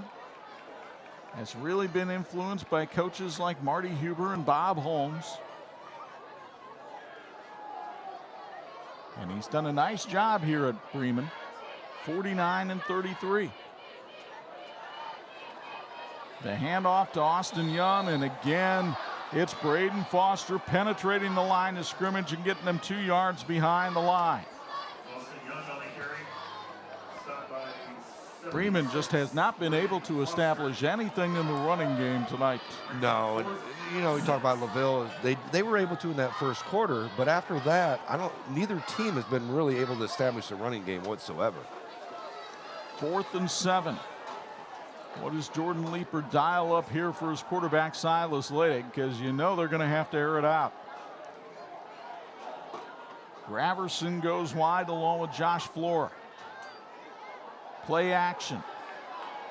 Leidig looking, scrambling, shuffle pass. Oh, he shoveled it to a lineman, and that's going to be a flag, and that's going to be a ineligible receiver and a turnover on downs for Bremen. Looked like Zarnecki was right there beside him, and the lineman actually grabbed the ball so Zarnecki couldn't get it. So Anakin Kaufman, they decline it, and LaVille will take over on downs when we come back. 6:08 to go, 3rd quarter. LaVille up 14-3 on 46.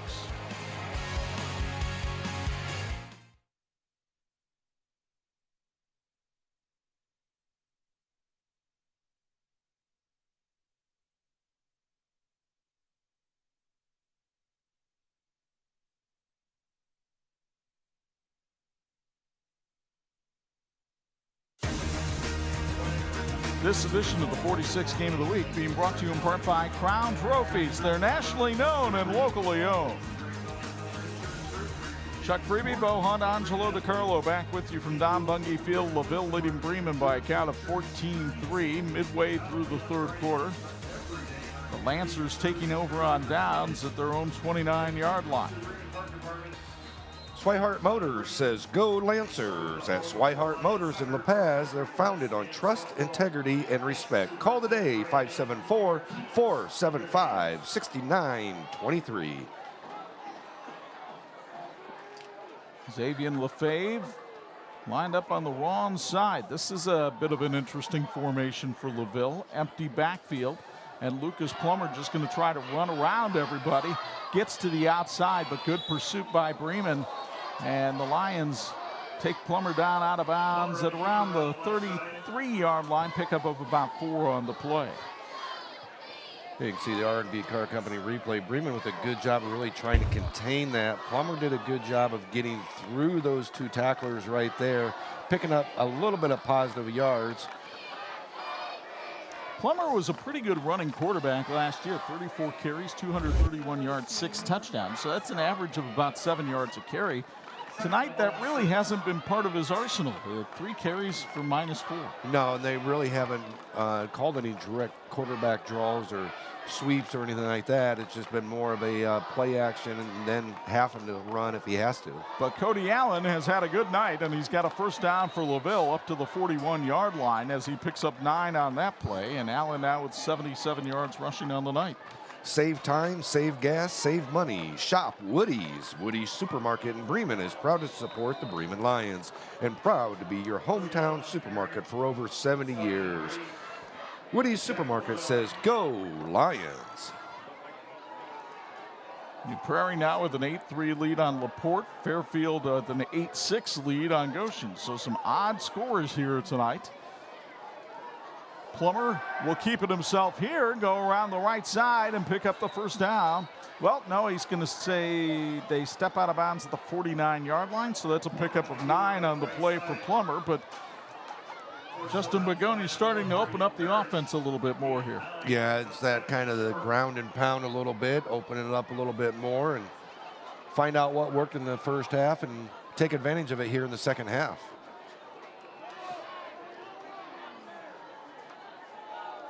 Cody Allen in the backfield. And it's Allen for the first down. Bullen straight ahead for a pickup of 3. Let's go down to Angelo DiCarlo for a Bills Heating sideline report. He's got an update on some of the cramping players. Yeah, Jonathan Neese still being worked on by the training staff right now. It's the left leg. It is a cramp. They're working totally on this a lot, trying to use the roller all over him, try to get back in the game, but he's still on the ground with the training staff trying to get back in there. And we can tell you they're using the roller on Reese Green right in front of us at about the 47-yard line, too, and he looks to be in some pain. 1st and 10 from the Bremen 48. The pitch sweep to Cody Allen, and he gets bottled up nicely. A fine play by Cody Sarnecki. The smaller of the cousins comes up with a hit here. Zarnecki, a 3-sport athlete at Bremen, a wrestler and a captain of the baseball team.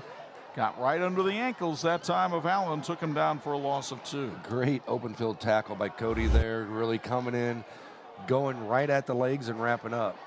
That's hard to do. People don't understand that open field tackle like that. That's hard to do. Takes some courage. 2nd and 12 from midfield. Plummer, and he's thrown down for a loss of 5. Kirsten Los comes through and makes the hit.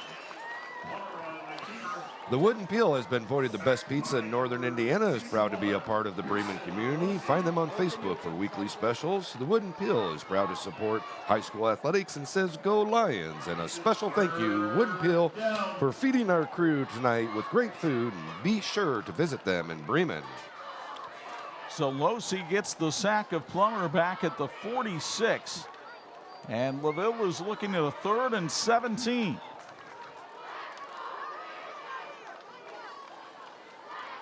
Plummer with just one receiver out to the right, but he sends another one down on a post, and now Plummer decides to run, and Zarnecki knocks him out of bounds at the Bremen 48-yard line. It'll be 4th and 10 for LaVille.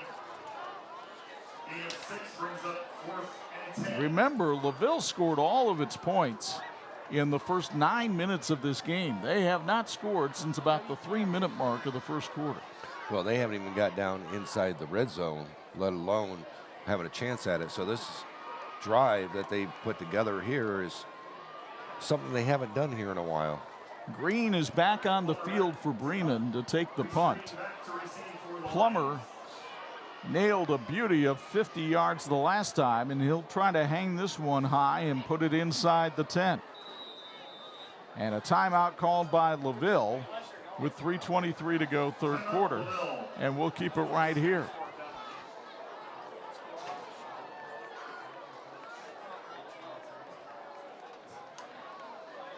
So we mentioned earlier Jordan Leeper in his 8th season here with the Bremen Lions, and he's trying to become a next level leaper as he looks for his 50th career win tonight. That would put him in some pretty good company at Bremen. It's only guys like Don Bungie and Marty Huber, and Marty's here at the game tonight, who have exceeded those kind of marks at Bremen. Yeah, there hasn't been a lot of coaches that have been here for quite a bit of time, you know. Bob Holmes had some good years. He had some really good years as well. And, you know, that middle span that we had there, you know, when Coach Bungie was coaching earlier in the year, we had some really good season. But that late 80s, early to mid 90s, you know, a lot of really good teams back in then. And, you know, 10, 11 wins, but those sometimes were all 13 wins every year. Those were all Marty Huber teams. Yep. And that's one of the reasons Marty's now in the Indiana Football Hall of Fame. Plummer with a pooch kick, but this didn't really work out too well for him. It's going to go out of bounds at the 31. That's only a 17-yard kick, and some of the better field position that Bremen has had tonight. So we'll see what the Lions can do. Yeah, actually get it up to the 31 rather than the 20. The LaVille defense has given up a big play here and there, but they have not given up a touchdown yet tonight. Well, and a couple of those plays were just balls that were kind of just thrown up deep. Yes, they were decently thrown, and the ball was fought for and brought down, but it's not like they really got burnt over the top or their defensive line gave up a big run. Honestly, the biggest scoring threat may have been the next to last play of the first half, with 6 seconds left, when it looked like Graverson, if he hangs onto the football, had a path to the end zone. Instead, a false start here against Bremen that'll cost them 5 yards. Their 4th penalty of the night, good for 32 yards.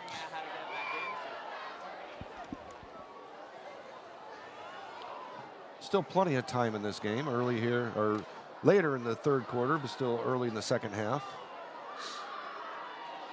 Both of these teams, though, as teams always do coming out of week 1, are going to look at film and say, oh, we could have done this better, we could have done that better, and they will by week 4 or 5. As Leidig is taken down after a pickup of about 1, Jojo Sosalski comes in and makes the hit right there.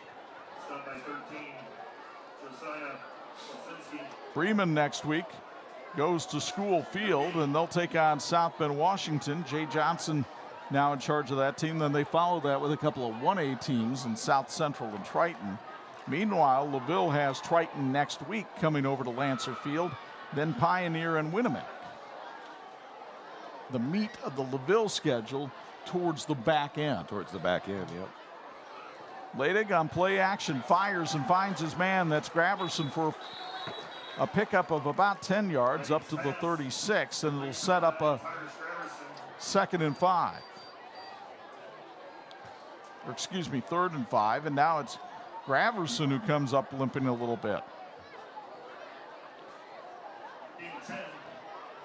Graverson has had a nice night, 5 catches, 67 yards. Yeah, saw trainers working, didn't know if that was Reese down there, and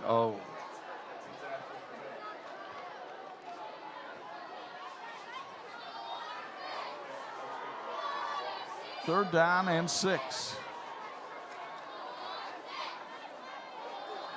Leidig starts to run and won't get anywhere close to the chains. He barely picked up a yard on the play. That play looked as though it was supposed to be a fake run and then a pass, but when Leidig looked around, there was nobody to pass to. This game's health tip is brought to you by HealthLink. There's no better way to make sure your athlete is ready to play than with a sports physical. Call HealthLink and schedule an appointment today. HealthLink offers medical, dental, vision, and more.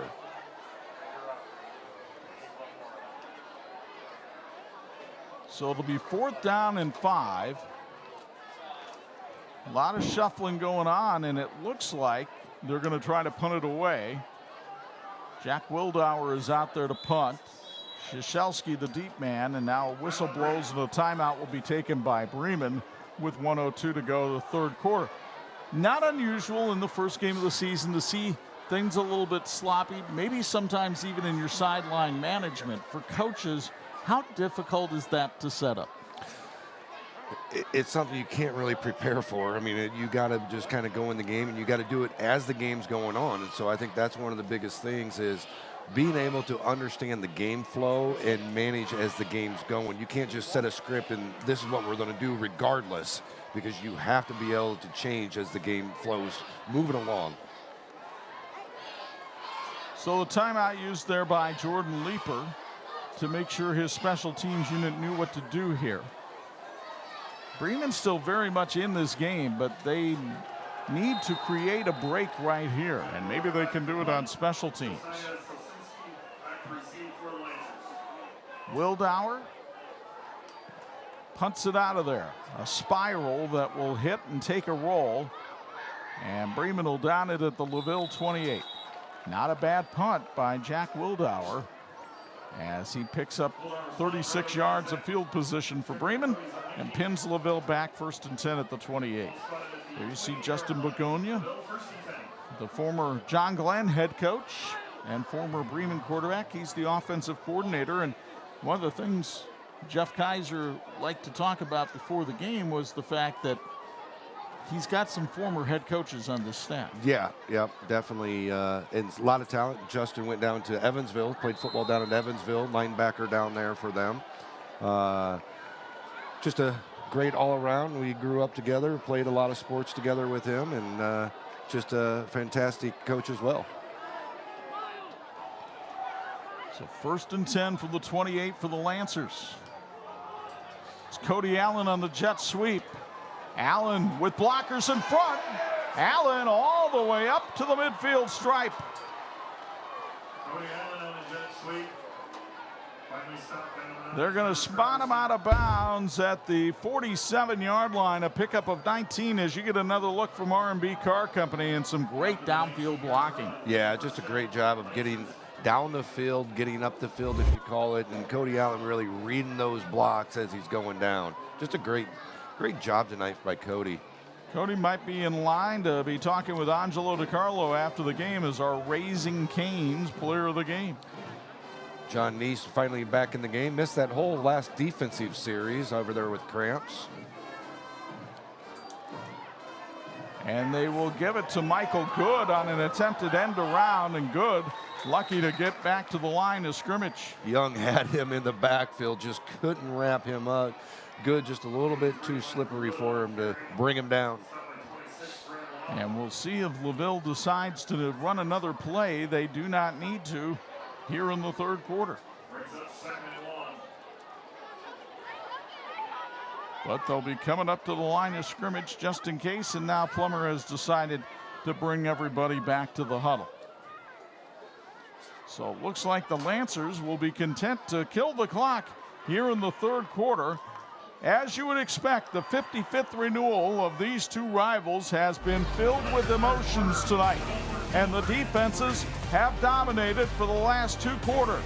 But LaVille looks for its 7th straight win over the Lions, leading 14-3 as we go to the 4th on 46.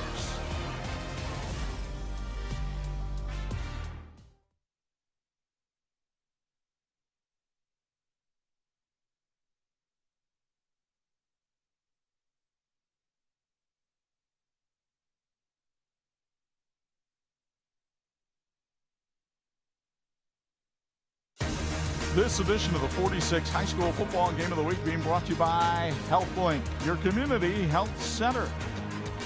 Well, Angelo DiCarlo is working the sidelines for us this year, and he has expanded the sidelines into the bleachers where he has a special guest.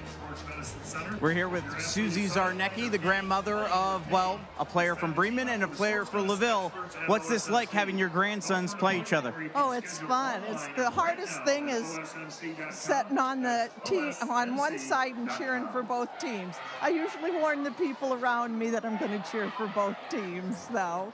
You got 14 family members on both sides of the bleachers. What's that like to bring the whole family together? Oh, it's a ball, like a little family reunion. I mean, we're at a football game every Friday night, though, so I see half of them every week.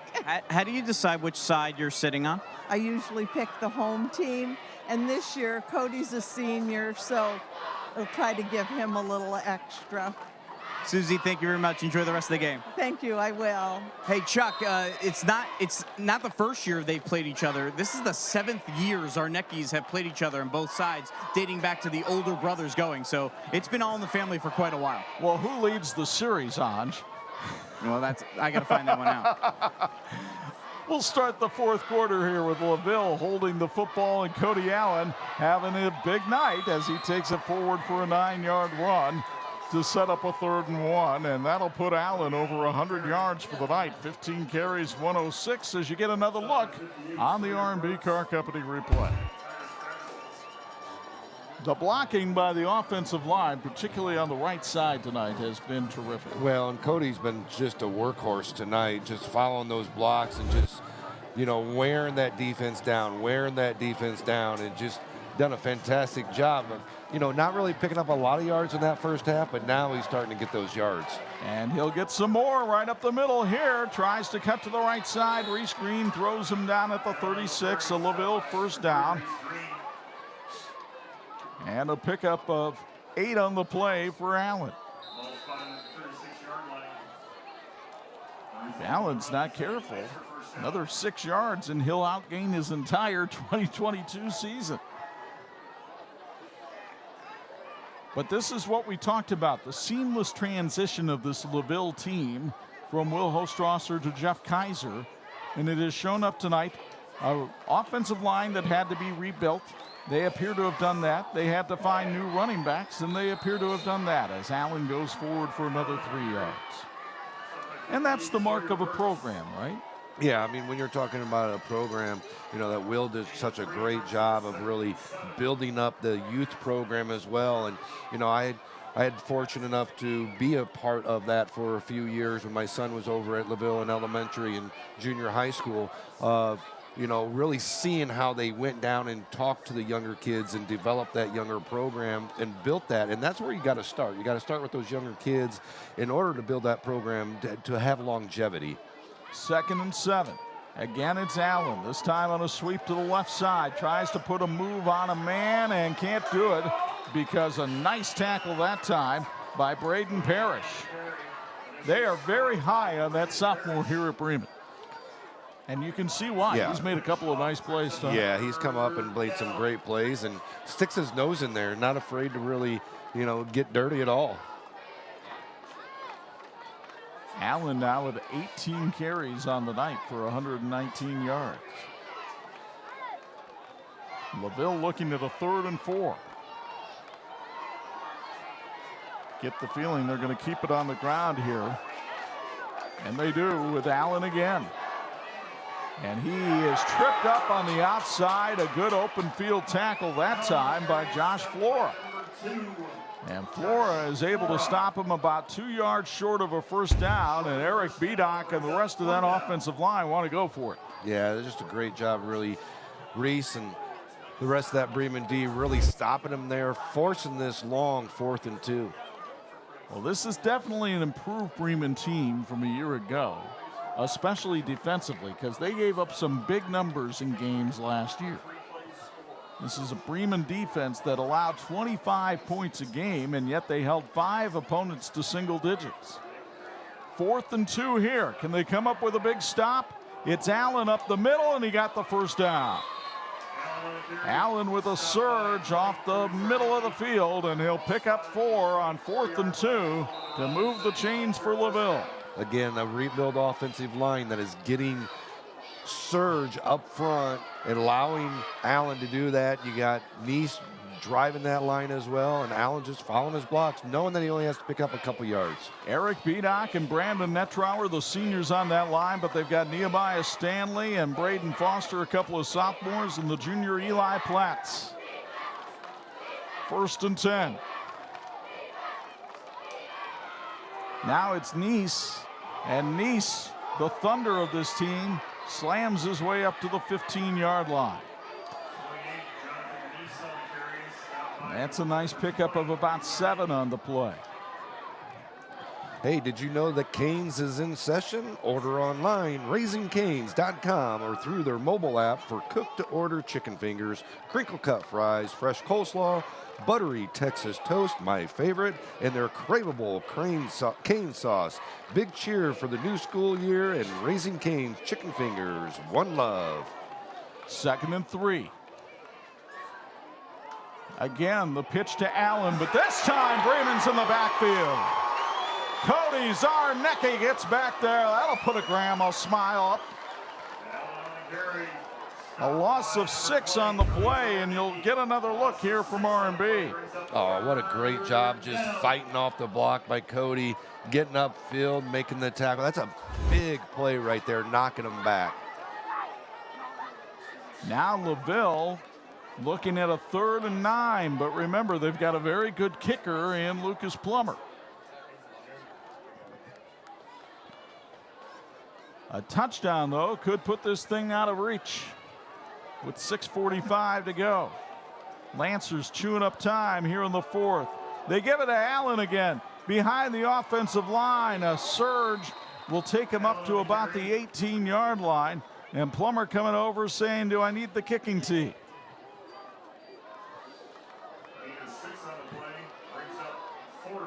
Give him 6, and now it's 22 carries, 125 yards for Cody Allen. I think they might just run this all the way down and call a timeout, take as much time as possible off the clock, knowing that Bremen's down 2 scores at this point. Jeff Kaiser will wait till that clock gets down to 1 on the play clock, and that should happen in another 5 seconds. Timeout called by LaVille. We'll take it with 5:52 to go in the game, and the Lancers leading 14-3 on 46.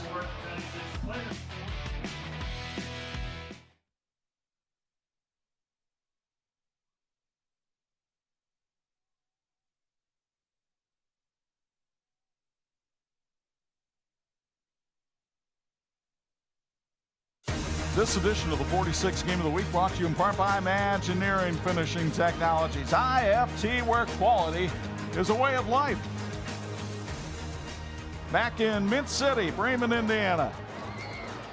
Ball is at the Bremen 18-yard line. LaVille is looking at a 4th and 4 and huddled up around head coach Jeff Kaiser, giving no indication really as to whether they're going to go for it here on 4th down or just ask Lucas Plummer to try to kick the field goal. Well, he's got Justin Gooney out there talking in the huddle, so it looks like they're out there talking about what they want to go for here on this play.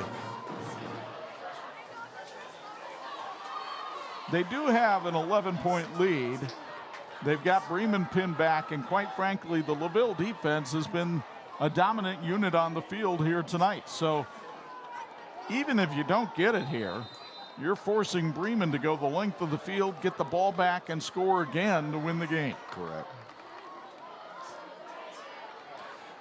Maybe try to jump them off sides here as well. Could be.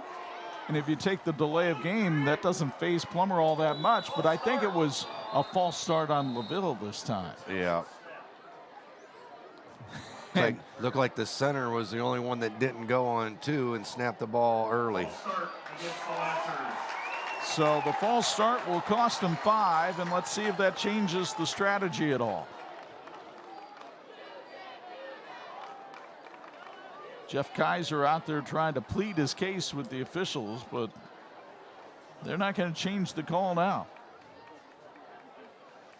And Lucas Plummer will bring the tee out and set it down at the 32-yard line for a, well, the officials have put the line of scrimmage now at the 22. So it's going to be about a 40-yard attempt here for Plummer, who was 2 out of 5 on field goals last year. His long was 34. Cody Allen is the holder. The snap is good, and the kick is on its way. It's high enough. It is good. Plummer nails it from 40 yards, but Jordan Leeper upset over on the far side. But Plummer was able to nail this one with the rush coming in and puts it through. 17-3 LaVille on 46.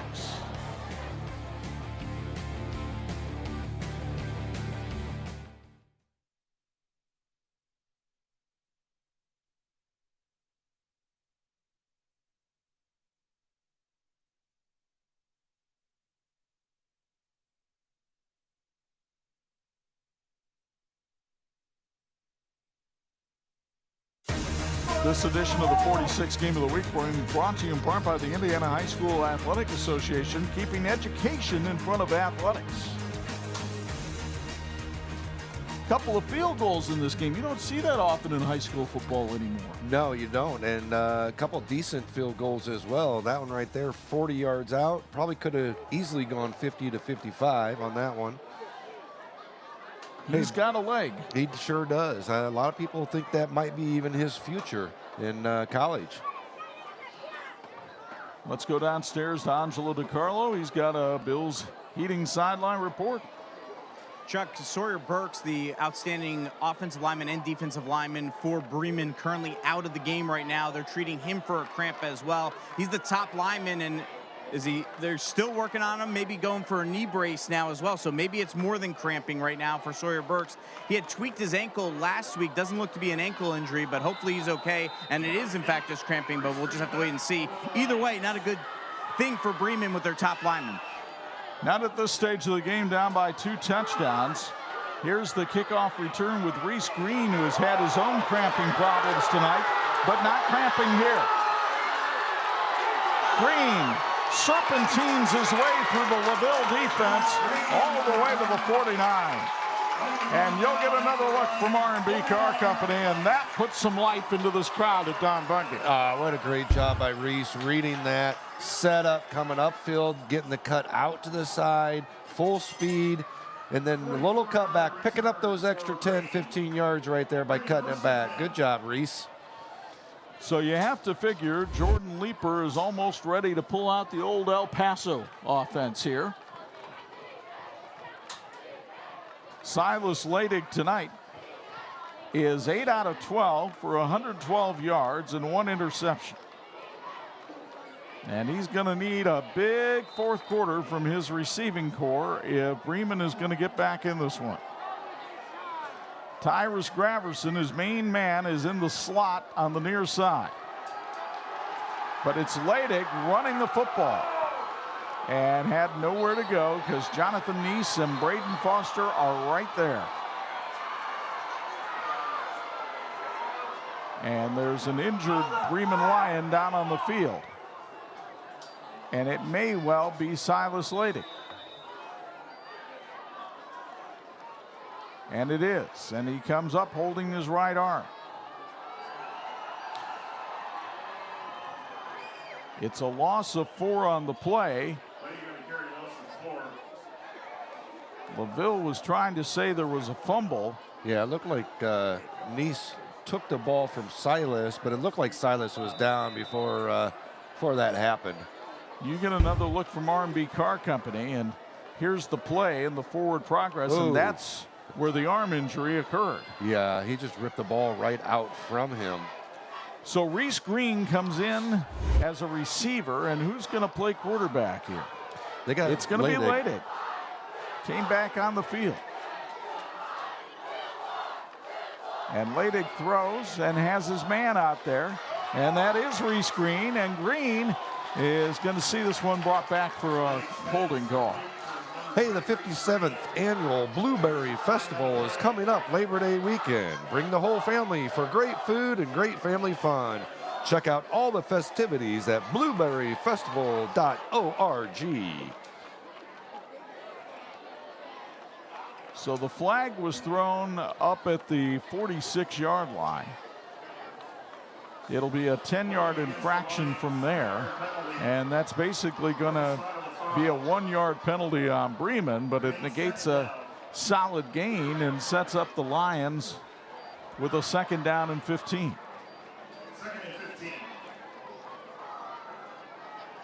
And of course, the clock becoming a factor against Bremen too, with 4:41 left on the Tire Rack scoreboard. Best field position all night for Bremen.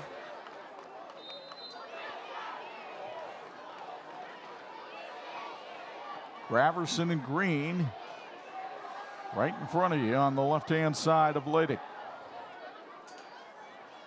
And Leidig's looking left, finds Graverson, has it in the seam, and couldn't get away from Cody Allen. What a game Allen has had on both sides of the ball. Yeah, if we're looking at player of the game right now, it's definitely Cody Allen. Both ways, playing offense and defense, getting most of the carries on offense, and it's come up huge a lot of times on defense as well. 3rd and 5 here for Leidig and the Lions, and definitely in 4-down territory now with only 4:10 left.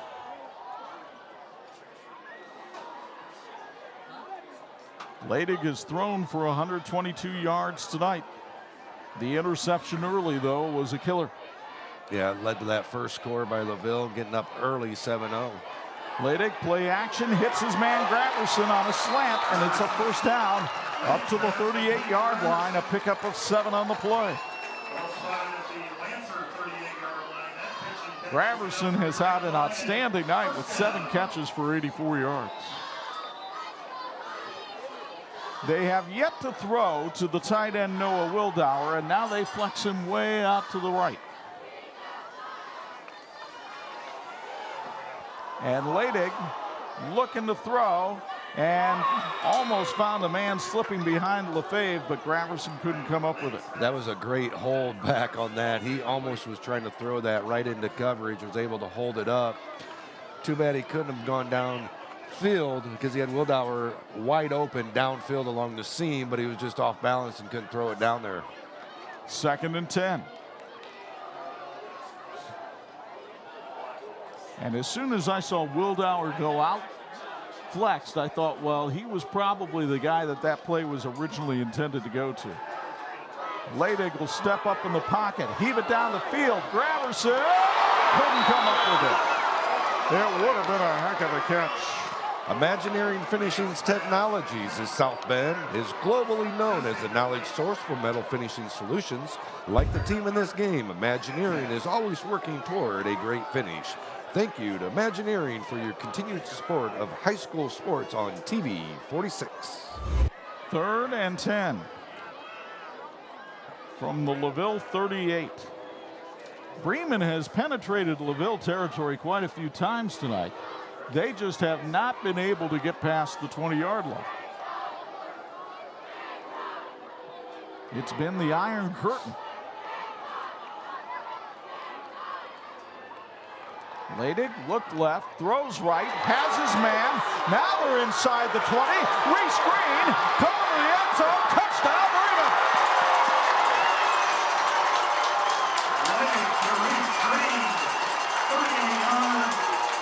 A 38-yard touchdown strike from Silas Leidig to Reese Green, and Bremen is within a score. What a great job by Reese Green. Leidig first, looked the opposite way, puts it on stride to Reese Green. Reese with the big cut, little stiff arm, and shows that he's got some speed to outrun that defense. This was the concern of the LaVille coaching staff coming in, trying to be a speed bump, and that time there was no stopping Reese Green. Graverson on to try the extra point. Snap, set down, kick. They are all good. 3:16 left in regulation, and Bremen is close to within 7. It's 17-10 here on 46.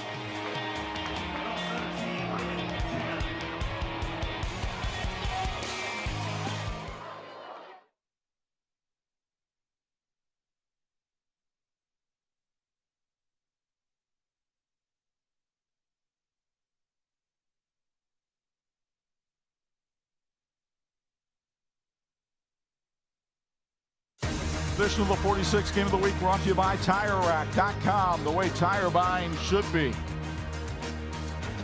The end zone, not unfamiliar for Reese Green, but he and Cody Zarnecki are the only seniors on this team who have scored varsity touchdowns. And that remains the case after Green puts the green into the end zone for the first time tonight. And they're within 7. So you know Jordan Leeper pretty well. Is it onside kick time, or do you use your timeouts? They got 3 left. Oh, no, they used at least one of them. Do know that. So, I mean, it's one of those things where you got 2 options. You kick the onside kick, where you get that option right then and there of trying to get the ball, and you have the option of trying to stop them with the timeout. So you have a couple options there. Looked like they were lined up for the onside kick, but then changed it. LaVille certainly anticipating an onside kick. They have 10 bodies up by the 50-yard line. Graverson will try the onside kick, and Michael Good is on it at the 46. The LaVille Athletic Department wishes the team a great football season. Follow the LaVille Lancers at LaVilleLancers.com. So now it is up to the Bremen defense to try to get the Lions back in this game, or the LaVille offense to ice win number 1 for Jeff Kaiser's head coaching career.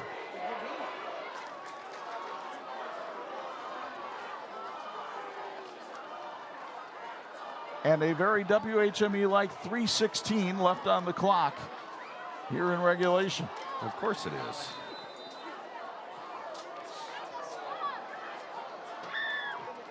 First and 10 from the 46 for the Lancers. Cody Allen has been a workhorse in the backfield tonight, and he lines up next to Lucas Plummer, and he gets the call. And Allen gets to the outside and has a first down. Reese Green shoves him out of bounds, and that'll stop the clock with LaVille taking the ball to the 36. Tack another 18 yards onto Cody Allen's rushing total, and he's at 143 for the night. Well, what a night for Cody. The only thing he could have done better on there was stay inbound, son, on that play right there when you're trying to run the clock out. And when you have a lead late here in the 4th quarter, stay inbounds there, keep that clock running. First and 10 from the 36. And whistles blown and flags thrown, and it's going to be a false start on LaVille.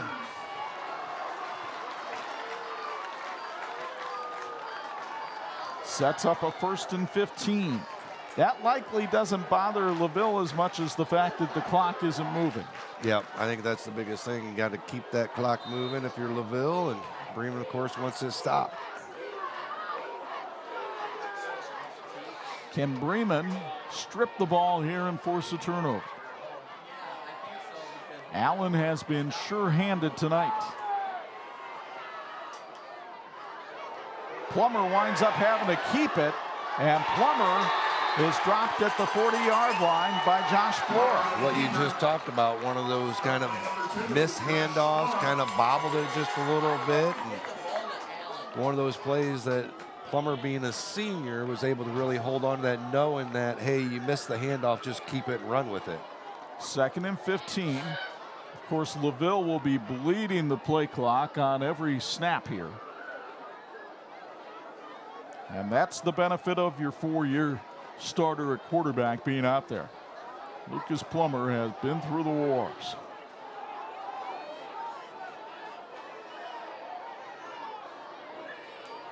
He gives it to Allen here, and Allen behind that big offensive line plows forward for about 3, and that's where Jordan Leeper is going to use one of his timeouts.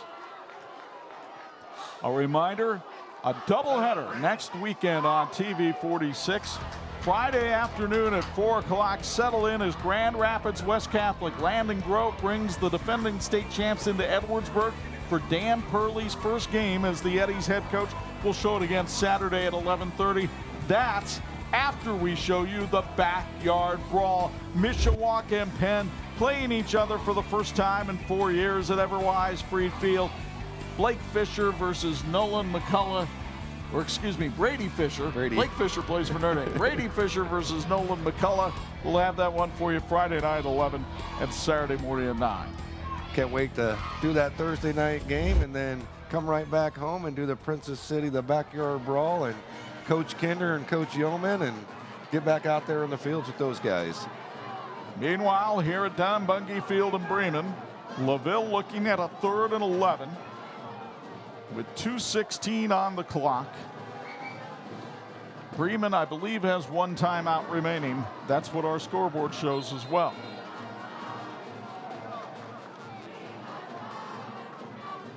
And you have to think Jeff Kaiser's going to keep it on the ground right here. Yeah, you almost got to make Bremen use that last time out here, keep that ball on the ground, and then try to pin them as deep as you can. Unless you pick up some yards to where you're able to get a first down. Plummer wants to throw, and it is incomplete, and the clock will stop with 2:11.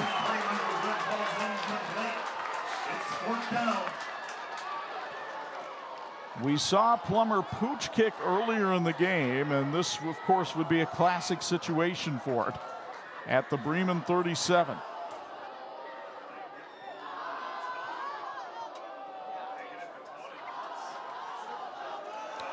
And we saw last year in the North Judson game, Plummer line up looking like it was a pistol situation and just kick the ball immediately out of there. Don't be surprised if it happens again. And there's a flinch along the line of scrimmage, and Bremen just gave up 5 valuable yards. Yeah, Bremen just needs to get this ball back with a little bit of time here, get a little bit of good field position, and the way Kent Leidig and Green's been hooking up here in the 4th quarter, use that speed and able to get him in some space. Well, now Lucas Plummer brings out the tee, and he is going to try close to a 50-yard attempt. I'll tell you, on his 40-yarder, it looked like it would be good from 50. Cody Allen is the holder here for Plummer. The snap is good. The kick is on its way, and it's going to be well short, and Bremen's going to try to run it back. Officials are standing in the field. The referee had his hand up. There's a flag down, and there is all kinds of chaos right now at Don Bungie. Running into the kicker. Yep. It is a running into the kicker penalty. That is 5 yards. It would not be enough to give LaVille the first down.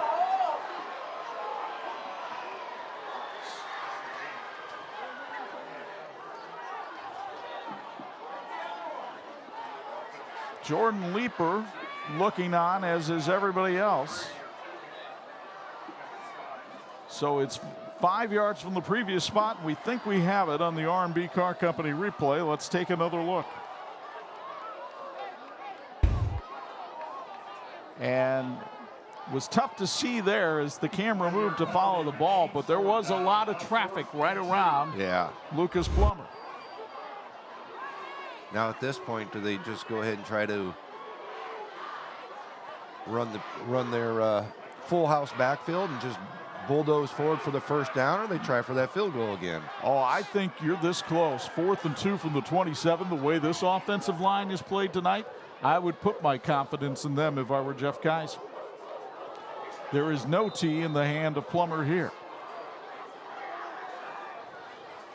2 Bremen penalties could really come back to haunt the Lions right here with 1:54 to go. Everybody bunched in by Lucas Plummer. Keep it on the bootleg. Allen up the middle, got the first down. He took it up to the 24. They needed 2, he got 3. And Cody Allen may have just put this one on ice for the Lancers.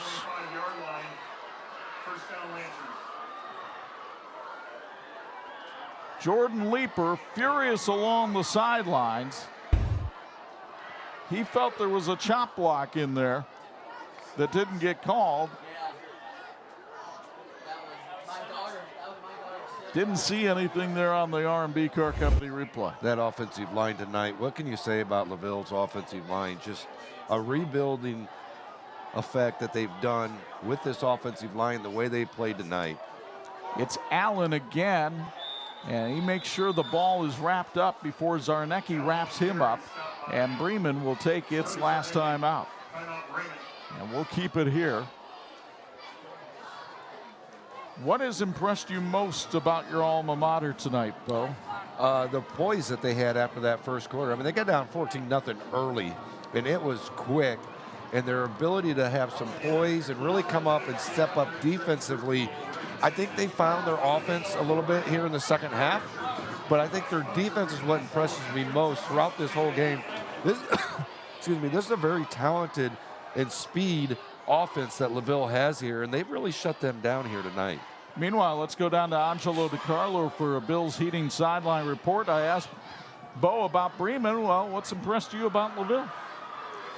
Well, I mean, certainly when you look at the fact that they refused to allow Bremen to get back in this for the better part of the game, they took all those punches, they fought back, and then here they take advantage of situations. A very seasoned team taking advantage of a penalty, getting the first down, taking advantage of those opportunities. Those are the things that make a difference and are a reason why this was an undefeated regular season team last year, and it's a great start to 2023 here to see that as well. Been a great start for a 46 game of the week as well. Very competitive game tonight. A little more defensive oriented maybe than some fans would enjoy, but I think it's kept our interest. Lucas Plummer will take a knee. There's no way for Bremen to stop the clock. And the celebration ensues for the LaVille Lancers, who will defeat their rivals, the Bremen Lions, for the 7th consecutive time. Was that 41-13? 41-13. So just think of how one-sided this series was a few years ago when Will Hostrasser got that first win against Bremen for LaVille. And since then, they have not looked back, and it's not changing with the Jeff Kaiser era. One more snap for Lucas Plummer, and that ought to do it. The LaVille Lancers open 2023 the way they marched through 2022 with a victory, this time over their arch rival, the Bremen Lions. The final score here tonight at Don Bunge Field, LaVille 17, Bremen 10. Stick around, there's a lot to talk about on our post-game show, including our Raising Cane's Player of the Game, and we'll have it all next on the 46 Game of the Week.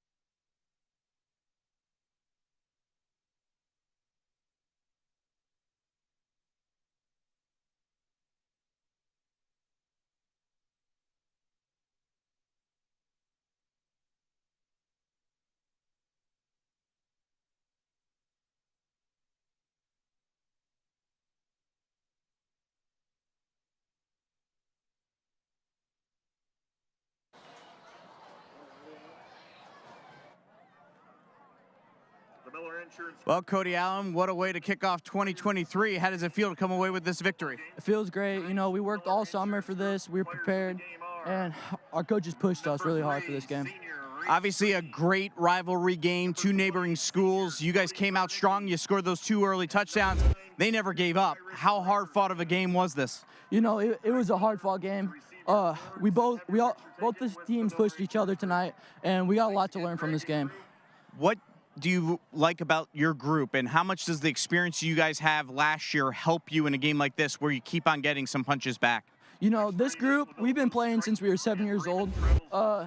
The senior class that graduated last year, we were all really, really close with them, and you know, we just have a really strong bond. Finally, how does it feel to give Coach Kaiser his first win as a head coach? It feels great. I bet you he's going to be feeling great watching film late tonight, and we're just excited. All right, man, rest up. I know you played a lot of plays out there. Enjoy watching the replay. Yeah, thank you. Thank you. Nice job. Nice to meet you. Nice to meet you too.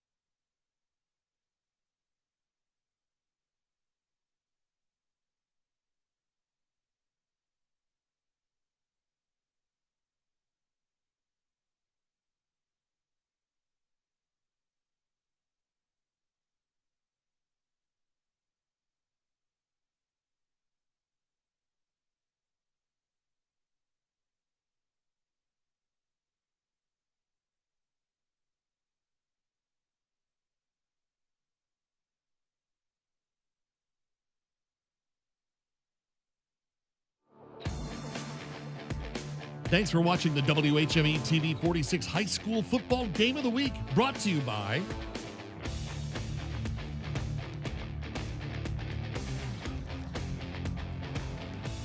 A valiant bunch of Bremen Lions come up a little bit short tonight against the number 10 team in Class 2A as LaVille downs Bremen for the 7th straight year, 17-10. Welcome inside the Martin Supermarket broadcast booth. Chuck Freeby and Bo Hutt high above the fray, and this one was what we expected it to be, just fought tooth and nail. We knew these two teams coming in were pretty like each other. There's going to be a physical game, and it came out to be a very physical game.